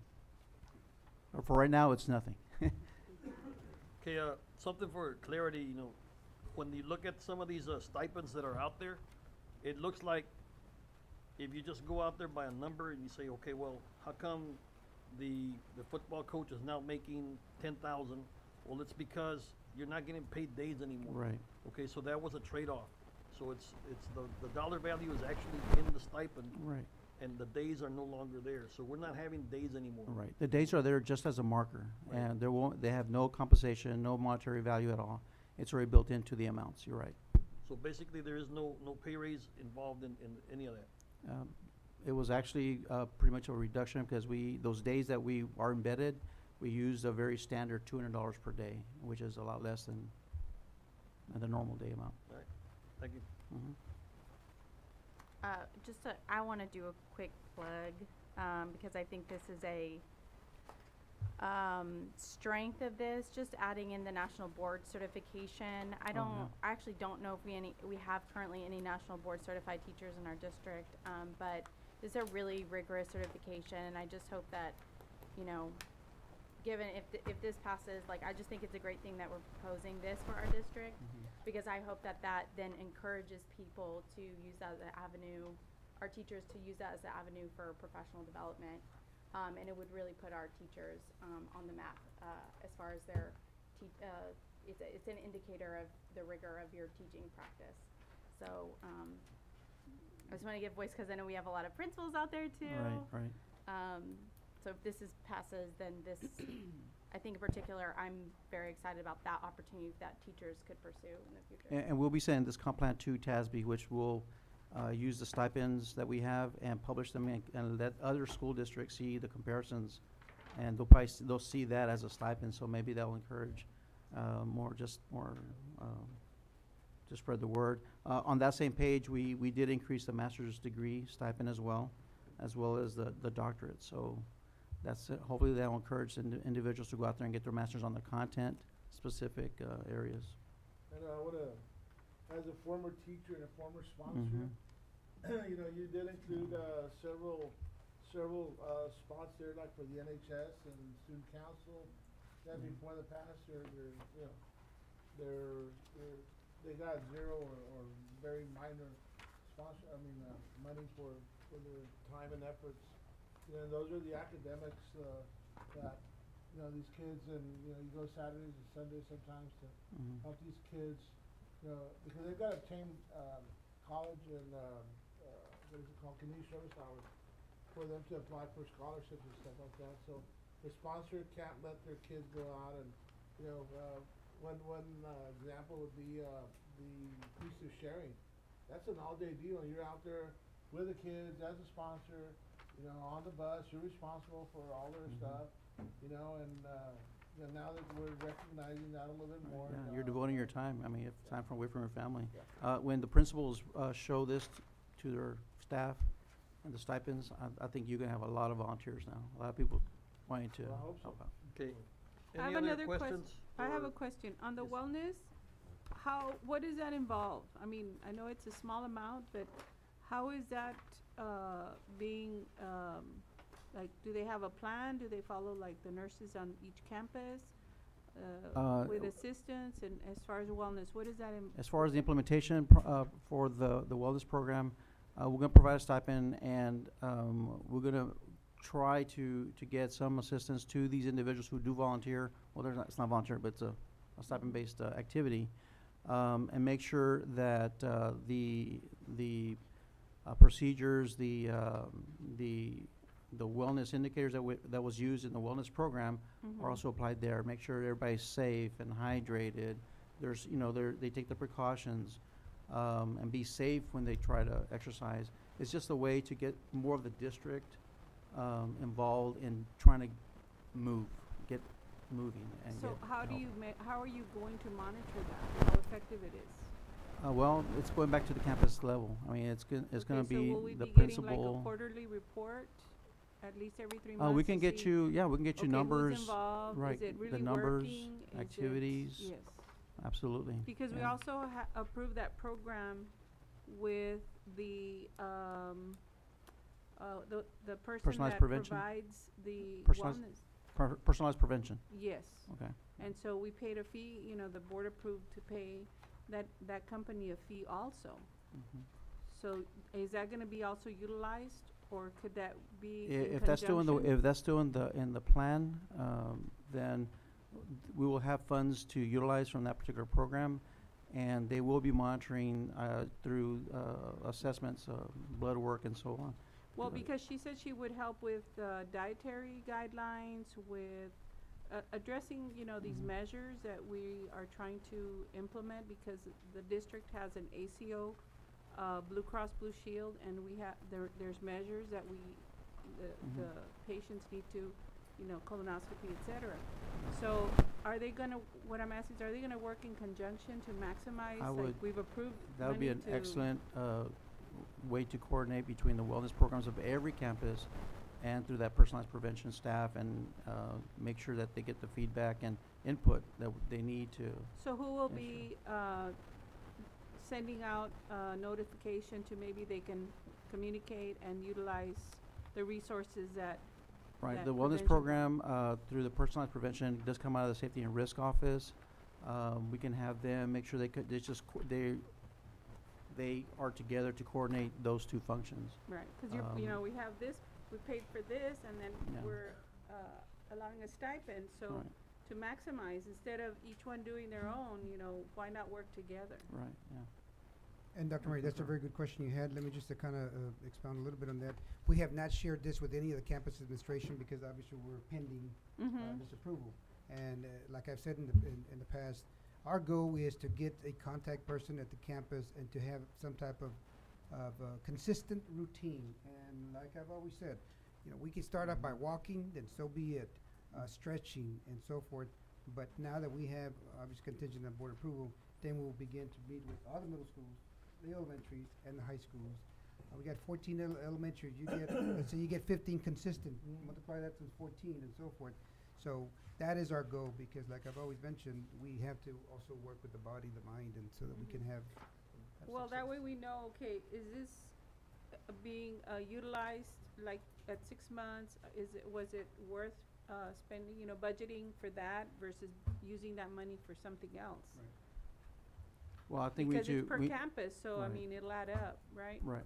I know we get a key person, because I remember when I was at the high school, Mr. Simmons, his wife, Dolores, she was real instrumental in getting the afternoon 4 o'clock girls and guys, they would go and 2, 3, 4, 5 laps around the school, and I mean, you'd see them, and then it was 1 or 2, and then 3 or 4, and then, you know, eventually I think her little cluster grew, you know, so we can get something like that. It doesn't have to be anything, you know, record breaking, it's just walking, you know, and, you know, something like that is, we can get someone out there to coordinate it and get, you know, hey, and then at the end of the day, you know, hey, how many people came in, Right. just check in, you know, and, Or a keep simple track of it. campus-to-campus competition, like how many people had the most steps Right, and. because in the long run, you know, it'll save with our insurance. I mean, Right. it adds up to Improve the health of millions of our dollars. employees, yes, absolutely. Right, and last year as a district, I believe we had a total of 7 5Ks, which I think I'm very proud for the district and the campuses because in the past, me personally, I like to run, I like to go to 5Ks. I used to have to leave the community. Now last year we had, I believe, 6 or 7. And our goal, and I challenged all the principals, bring it on, because that's what it's all about when they go out there. 5K, I did every single one of them. And I also want to invite the trustees right now on record. Want to see all of you there. You can walk. I reach one. I won't Saturday run. morning, Only walk, one. jog, but that's what it's all about. Baby steps and we get going. So that was a very good point, Dr. Murray. Walk slowly. And we run with a bull, sir? And we can go around with the bulls again. John says he can even run. Speak for yourself. Okay, any other questions on this compensation plan? Anybody have any comments? No. Do you need a recommendation? Administration recommends approval, Mr. President. Okay, there's a recommendation and a motion by Ms. Watts. I second. There's a second by Ms. Reina. All in favor? I'm going to go on record as abstaining. Okay, one more time. All in favor? Mr. Billman? Still thinking. Thinking. I'll go in favor. In favor? In favor. Okay, I'm in favor. So motion carries.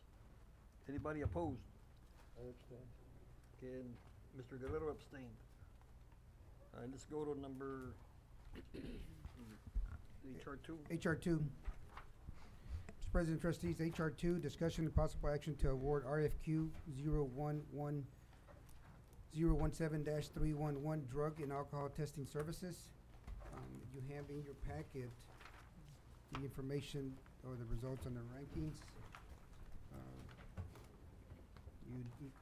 You had three particular vendors that met the criteria, met the time date, the due dates. If you have any questions, I know that some of the members of the ranking committee are present, but if not, there's a recommendation to go with DTM. DTM. Who do we have now? Right now, we're in the 30-day by 30-day with I Check You. I check you, okay. Yes, ma'am. And then Why did we get two different? It was updated. We should have, on the updated one, you should see my This name one. and Mr. Walden's name on Daniel top. Walden. we all went back and right? They had not finished. We had not finished. Okay, recommendation. You recommended who? Administration DTM, recommends ma'am. DTM, trustees. Charles How are they Medical Management. different? Excuse me? How are they different? Well, there's only I know two there's- companies that have local, I don't know, I wanna say clinics, but have two, agencies here in the valley. The pay structure was overwhelmingly on the DTM side. The other one that was close to it in second place, didn't have any schools. DTM does have a Okay. school, yeah.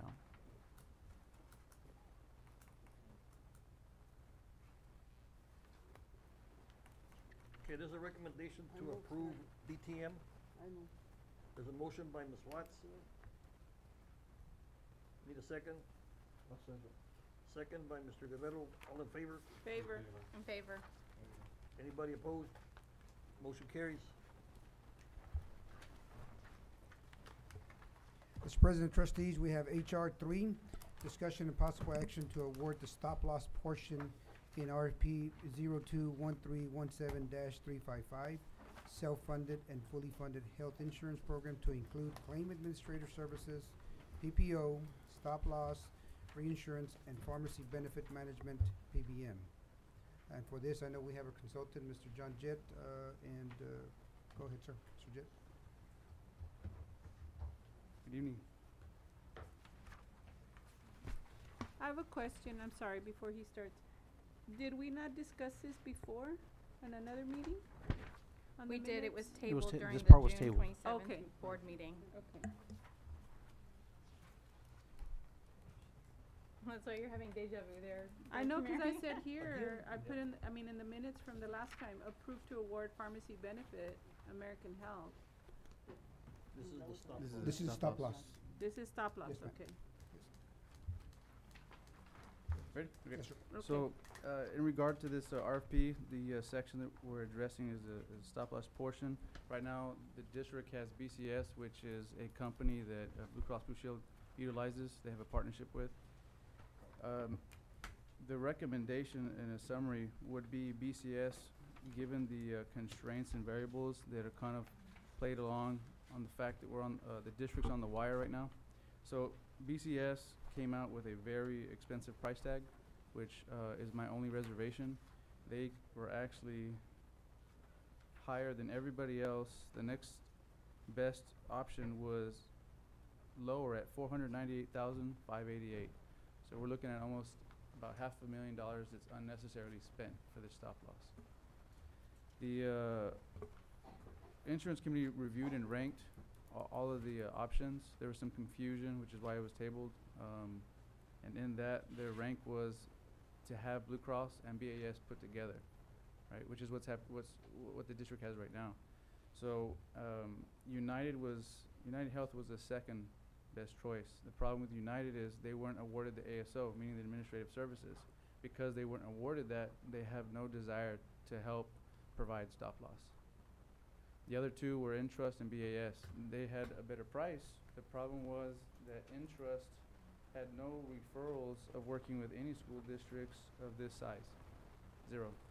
They worked with small cities, small county, and one federal credit union. BAS's referrals also had one very small private school in Houston, two very small cities, a very small tech school in Indiana. No schools of this size or nature. So the limitations put Donna in a constraint where they have to spend more than necessary for their stop loss. Unless, and I'm not aware yet, unless the risk department has already negotiated anything less. I'm not aware of. And has the risk department done any negotiating? I didn't handle this last bid, so I wasn't involved with that. That was assigned somewhere else. Do we get any information on that, Mr. Renoval? Did we get any other information on that? Not as far as negotiating the price. So, when we had our different workshops and meetings with the committee in the past, over the past summer, I know there was a deadline on this to decide, because we were at our meeting with the committee, with the insurance committee. It had been discussed back and forth, and I recall hearing about a deadline. But I don't know what happened, if there was a deadline, who's responsible. I mean, because here it's 2.8 million, 2.1 million for BAS. I mean, so now we're gonna spend another $500,000. What, can we have an explanation as to what happened with who was supposed to do what, or when the deadline was? I'm sorry, ma'am, but I was not involved in this bid at all. I was not in the committee. But as far as when were we supposed to have made a decision? Well, I know when the day it was tabled, I mean, there was some But confusion as that was 2 weeks ago, it was Right. tabled. But as far as back in, where was it, in June, January? I mean, July, earlier in July? normally Because this- we knew there was a time Yeah. frame that we needed to discuss, and we discussed that at the workshop or the committee that I attended, and Coach was there, and Mr. Guerrero was there. And we were there as listening, as far as being on the school board insurance committee. We were listening to the discussion, and we knew there was a time deadline that we needed to make these decisions. Well, I know normally the stop loss is approved along with the health and the pharmacy, and at that particular time, it wasn't ready to be approved or presented, so that's why we're here 2 weeks later. But I believe we're within the time constraints. The effective date was September 1st, and we were looking at if a new ASO came in, we'd have an effective date of 10/1, right? Yes. So, I didn't have any communication from the risk department on this. I was just told by the AOR, 10 minutes ago, that now is no longer gonna be October 1st, but it's gonna be, September 1st, back to where it's at. So, being that we're first, second 3 week weeks of away. August, We don't have, you don't have a lot of time. Systematically, the first RFP should not have failed. It did. Second RFP came out, it pushed the timeline, and here we are, pushed even further out, which is something I don't think is very comfortable for the district's best interest. But since we're here now, BAS has the opportunity to keep the higher premium in order for the district to have their stop loss, unless somebody between those months negotiated with Blue Cross. At the time that Blue Cross was awarded, would have been probably smart for somebody to call Blue Cross and negotiate BCS, because if we already know, or if the district already knows that the ASO and the stop loss is usually combined, which is true, then somebody should have started negotiating rates. and did Mr. Jaramillo know too about this, or he's? When you say somebody, explain, what do you mean by somebody? Well, because, you know, we brought you on to help us Correct. move this. So, in the aftermath of the first RFP and the second RFP, when Blue Cross was awarded, I was trying to negotiate rates directly to the director, Cindy Souza, remember? So if you go back, I wanna say maybe 3 recordings ago, when the director was here, they were very upset that they weren't awarded the very first time. So then they held me hostage and saying that they weren't gonna renew, or pushed over to 10/1, the 30 days, right? So then we went back and forth negotiating rates just for Blue Cross on the ASO. And the friction that created seemed to reduce communication. So when I try to contact Blue Cross for information or send emails, they fell on deaf ears. I don't receive a lot back. So in conjunction, it would be nice if the risk department would also help me in this process so that there'd be better communication. But I haven't received anything from the risk department about stop loss. This is actually directly from the superintendent's office via Mr. Villanueva, what was submitted. So now we're forced to pay More, well, it's actually, it's approximately- a little bit more than $500,000, because what I'm telling you is a specific premium for the annual amount. When you add the aggregate, that's another 86,000, which is about 50,000 more than everybody else. Mr. J, what did you say about United Health? I mean, they're So United Health, if their package deal was if they were awarded ASO, they would provide the stop loss, and both prices would be lower than what the district is taking in right now. The biggest problem with that was that they didn't include NAP, and it's very important for this side of town. So being that they didn't get awarded ASO, the account executive stated to me personally that he had no interest in providing stop loss. Does our AOR have any responsibility? I mean, because, I mean, you're working for us, and, But you're the how did this consultant, but happen? yet, how, I mean, I'm just trying to figure out who's supposed to do what, so that when we make decisions, I mean, one of the issues was, the information that's given to us. You know, we need to get the right information anytime we're gonna make a decision and vote on something Correct. like this, but, What I'm able to provide you is limited on what I'm provided. no, I understand that.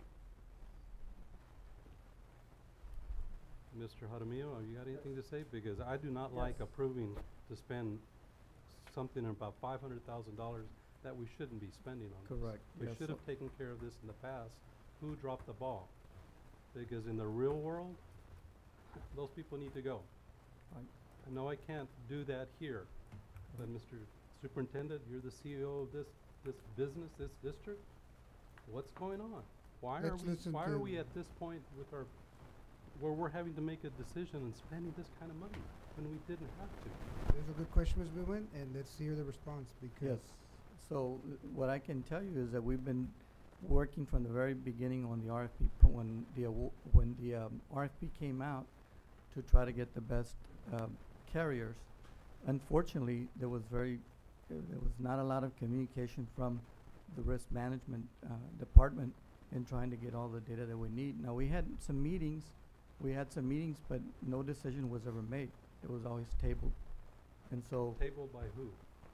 tabled by the board. Well, no, okay, but we understand that it was tabled so to give you more time to Well, get this also- taken care of. Also to have enough information. I mean, we, you know, when we're not given enough information to make a decision, how can we just, you know, say, okay, this is, you know, we have to, this board likes, we need to read and study it with enough time.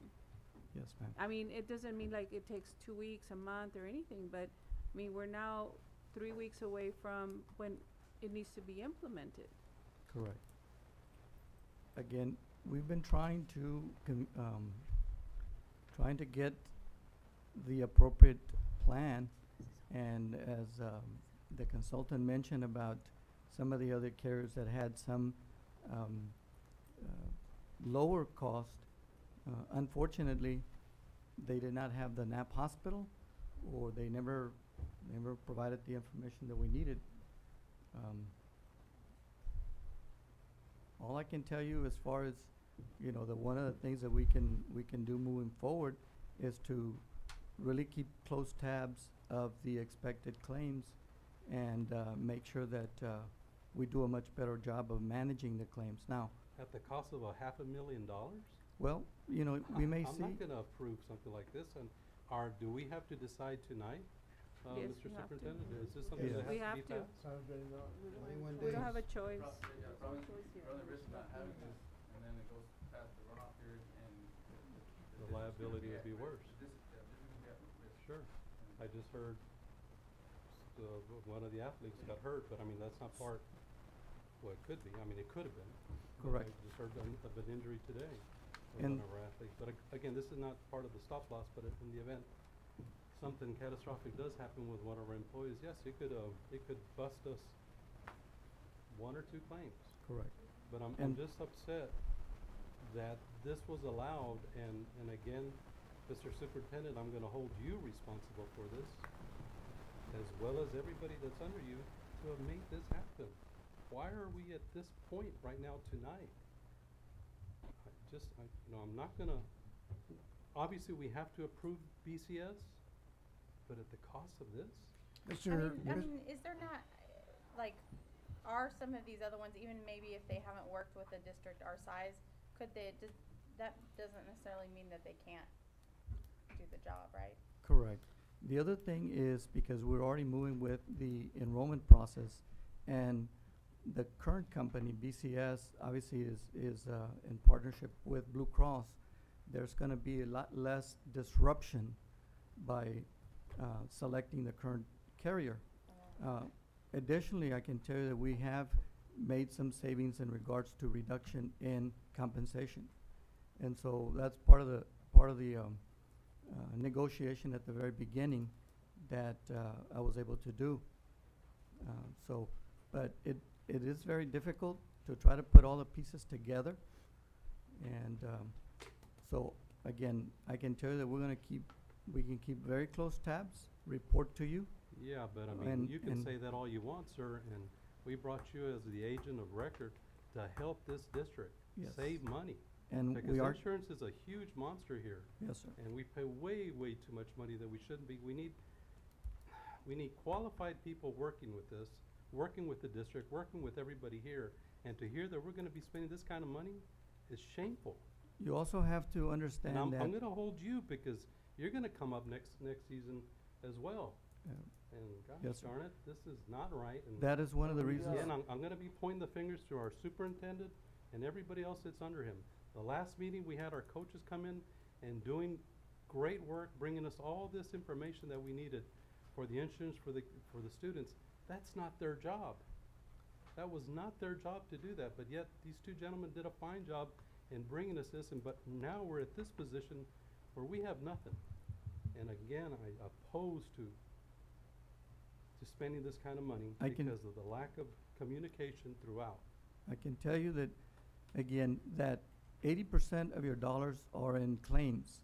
So bottom line, we have to do a much better job of managing those claims to get the savings. So I can tell you that there is going to be savings. You know, unfortunately, obviously, we can't predict what it's gonna look like at the end of the year, but we have to keep close tabs of those claims to make sure that they're being managed correctly, to be able to have some savings there. So even though you're seeing a $500 increase, in the end, it may not be a $500,000 increase. We can't take that. Mr. in the end, Jaramillo, we No, I'm can't just take giving that you, I'm just chance. trying to be optimistic about this. Yeah, but you should have been more aggressive At when you this point felt in that there was time- miscommunication here. At this point in time, we have no leverage for negotiation, or do we? I mean, we're In my 3 weeks opinion, out. we don't. No, I doubt it. 3 weeks In away. my opinion, we don't. No.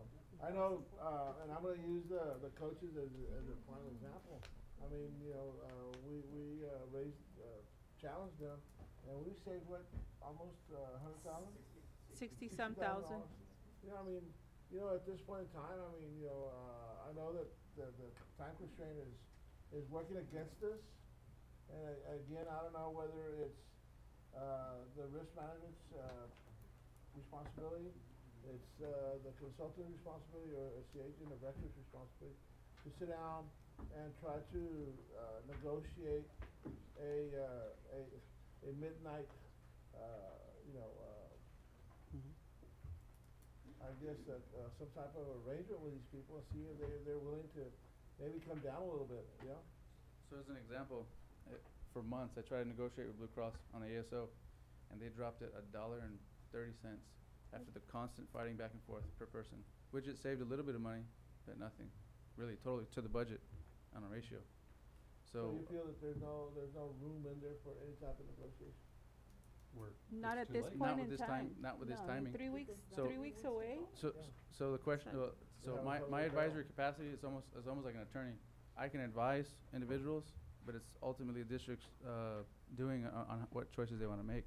So, and that being said, I think at least between now and when the application and disclosures are signed by the superintendent, a few calls should go to the director, Ms. Souza, Cindy Souza, and see if they're willing to drop it at least 200,000, at least meet halfway, 250,000. Mr. Jaramillo, you made a statement that you had a hard time getting documents or information from the district. This is correct? There was some lack of communication, and not all of it was just, I mean, obviously, the director was not available, you know, at the time.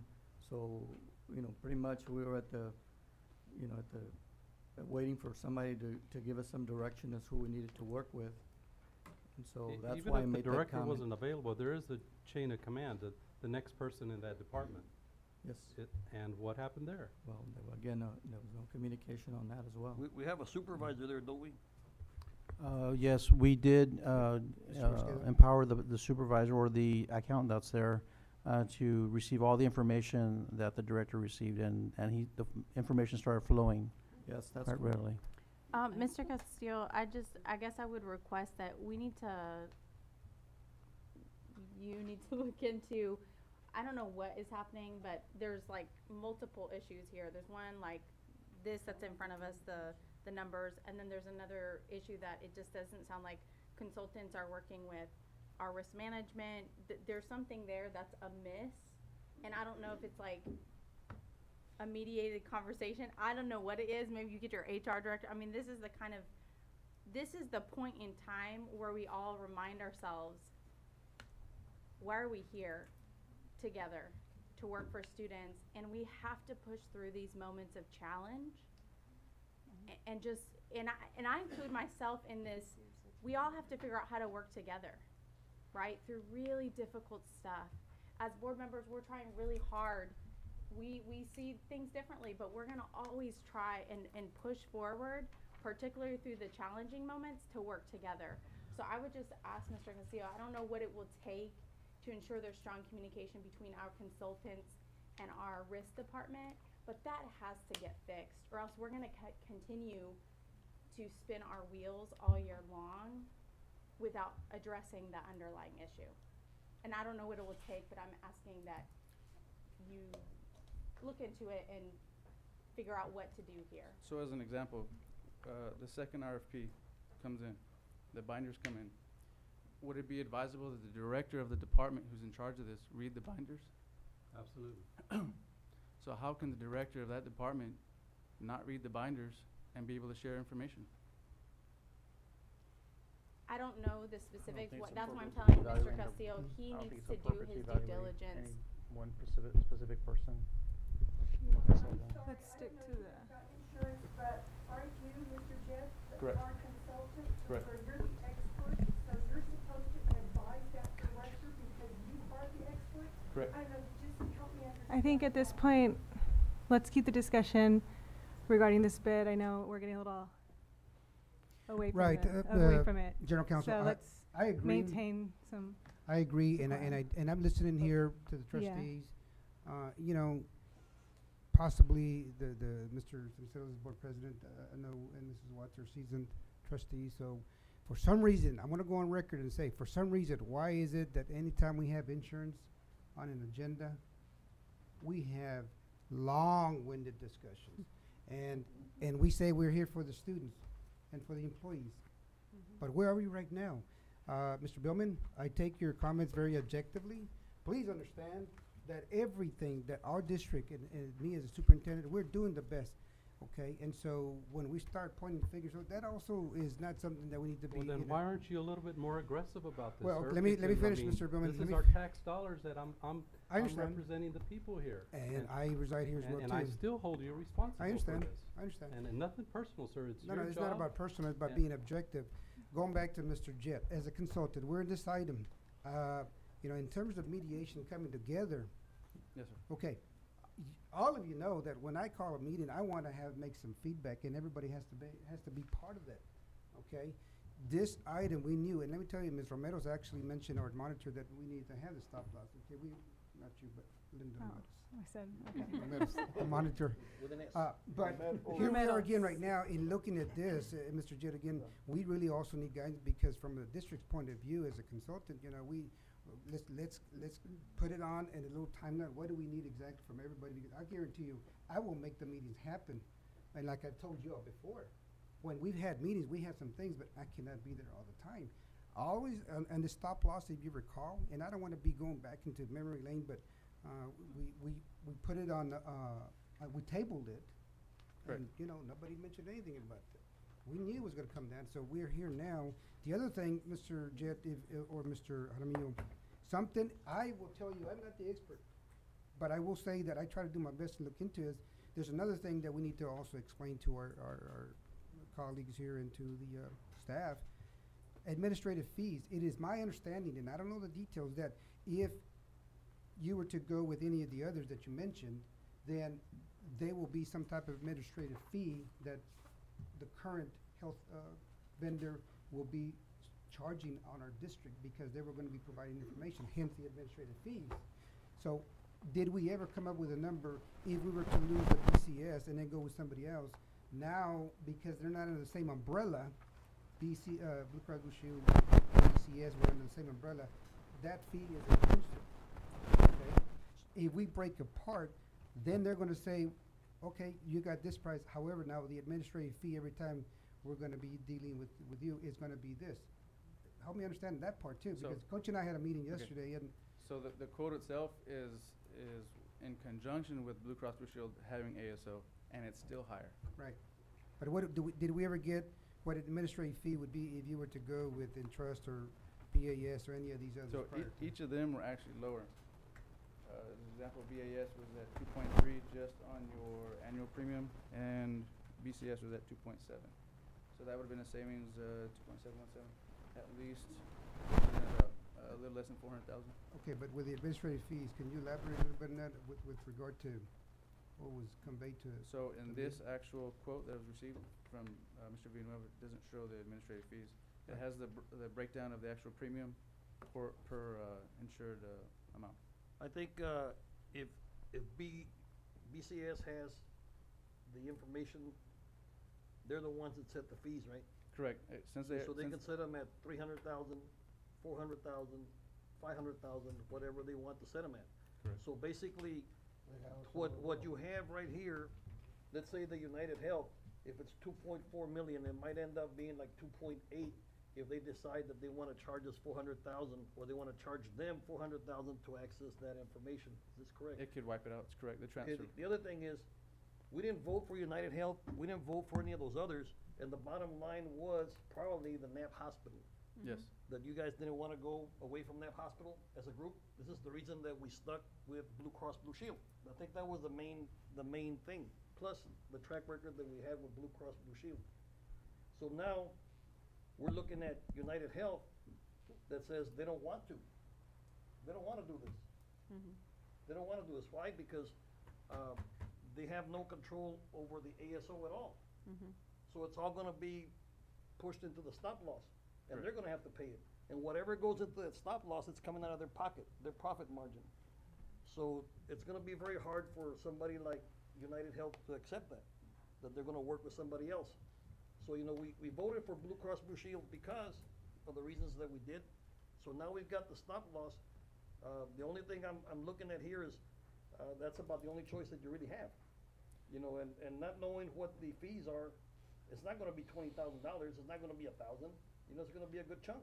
And they're the ones that set them. It's not United Health saying, hey, we'll charge you 20,000 more. It's not them, it's Blue Cross. And Blue Cross is gonna set that barrier high so that these guys don't make any profit off of it. So just, so that's what I understood. We need healthcare reform. But I'm upset that we've gotten to this point and how it arrived here, and it's gonna cost us. Yeah, I That's know. what I'm very bothered by. And again, people need to be held accountable. Mr. Judge, you know last year's cost for stop loss for BCS? No, the quote you sent me is just for the RFP. We don't have recent- last year's numbers? I don't have them on me right now. No. I can get them to you. Well, because it's something we should know. I mean, how much did they go down? Did they go up? And if they went up, how much they went up? I mean, comparison of last year's to this year's. That's a good question. Does our director know? Yes, she's might know. trying to pull it up. I don't know if she's been successful. Yeah, we're trying to find out how much it was. Slow Web. I don't know. So, All right, do we move on? So, back to where we're at. Your recommendation was, My recommendation is BCS with the reservation that somehow between now and the contract signing, the district tries to negotiate for a better price. Who's gonna do that? Who's gonna try to negotiate between now and then? I would hope the risk department would be interested in that. Mr. President, it sounds like we need to do role definitions, like what are people's role responsibilities? Cause I hear what you're saying, and then it sounds like maybe they thought theirs was, I don't know. So as a good example, in the insurance committee meeting, I had used as a question, if I walk out of this room and get hit by a truck, does everything and all information only be held by me or the AOR? Because the district has to continue to go with their risk department, it has to continue to go whether I'm dead or the AOR is dead. So that information source should be the group of the risk management department. Our district. They manage the district's risk. I advise, he implements. So you're saying, who, our director of, I'm just trying to get Mr. Bowman's question answered. Mr. J, I mean, you can negotiate the costs as well, right? I can try, like I do with Blue Cross, but they didn't feel like they had to answer me. They feel like they only have to answer to who signs the contract. Which is the district, right? Yeah, so it should be our district negotiating the. Did they convey that to you, Mr. Jett, to say that we're not gonna talk to you when you speak to somebody from the district? In silence, yes. What does that mean? Means they didn't respond to him? Okay, because again, they're, you know. Because then he has to come and You know, bottom present it line to is you. that I feel that our district should be taking more of an active role in this, period. You know, Is it and- possible, and- Mr. and Jett, what- for you the and- other and- thing that I'm hearing is this, you know, like, hey, how long have we known that this was gonna be here? A week, at least, right? Mr. Superintendent? Right, And if you're out, I don't care how long you're out, you start becoming informed and you start learning what's out there. And, saying that I'm not involved is not acceptable. Mr. Jett, is it possible if you as the risk management director could be together in the same room and possibly have a phone conference with this other person you're talking about? Sure, And, we can do and that. basically you be leading, I mean, if it's that we need to show or train our director, you as the professional and the expert could be doing that and leading as she's watching you. Could it be possible for us to do that? Of course.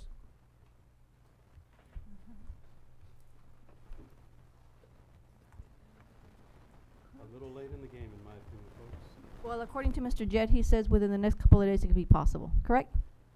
Anything's possible, but they could also not respond. Because Okay, they know. right, but you said, they know the I district. recommend BCS if we try to negotiate a lower cost. Correct, that's my So it's reservation. possible, correct? Yes. All right, thank you. Okay, let's get back to the item. Let's generate solutions, let's go. All right, well, let's go. Get back to the item. We're still stuck here, we still don't have stop loss. Oh. HR 3. And that is needed. Mr. President, trustees, based on the recommendation from consultant, I recommend to go with his recommendation. I'm sorry, I couldn't hear? There's a, BCS. Based on the discussion we had and the recommendation from our consultant, Mr. Jett, I endorse his recommendation as well. I make a motion. there's a motion by Dr. Mary. Do I have a second? I'll second it. Second by Mr. Guerrero, all in favor? I absolutely oppose of what we're doing, but I have to vote in favor. Is that a Is that a? Vote in favor. vote in favor? In favor. Okay, so I'll go ahead and vote in favor as well. Motion carries. Okay, time is 8:14, and we are going to go into executive session as authorized by Texas Government Code Sections 551.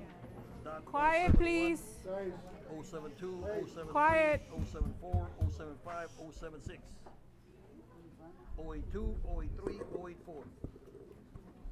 Ladies and gentlemen out of the crowd, guys, we're not done up here. Every time that we say we're gonna go into executive session, this is the second or third or fourth time that this happens. That everybody gets up and it gets really loud. You know, I mean, we're still on record.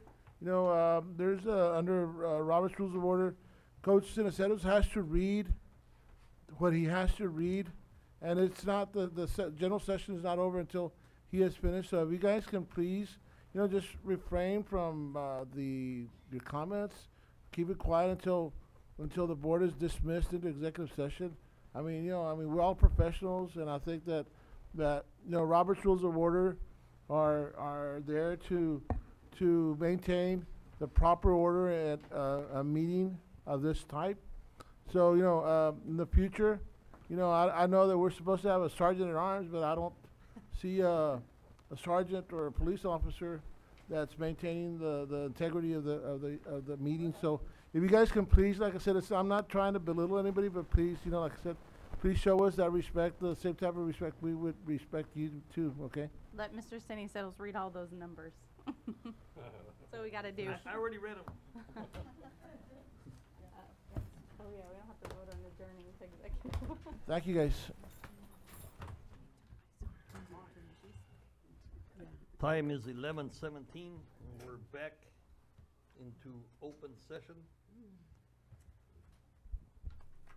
Mr. President, trustees, letter A in open session, discussion and possible action to approve superintendent's recommendation of personnel. Administration recommends as discussed in executive session. Okay, there's a motion by Mr. Guerrero. Second. And a second by Ms. Watts. To approve. All in favor? Favor. Favor. Anybody against? Motion carries. Letter B. Letter B, Mr. President, trustees, discussion and possible action to approve district personnel. Also, administration recommends as discussed in executive session. So move. Second. The motion by Mr. Avila, second by Ms. Watts. All in favor? Favor. In favor. In favor. Anybody opposed? Motion carries. And Mr. President, trustees, I'll read this, but I'm going to defer to council as we're done.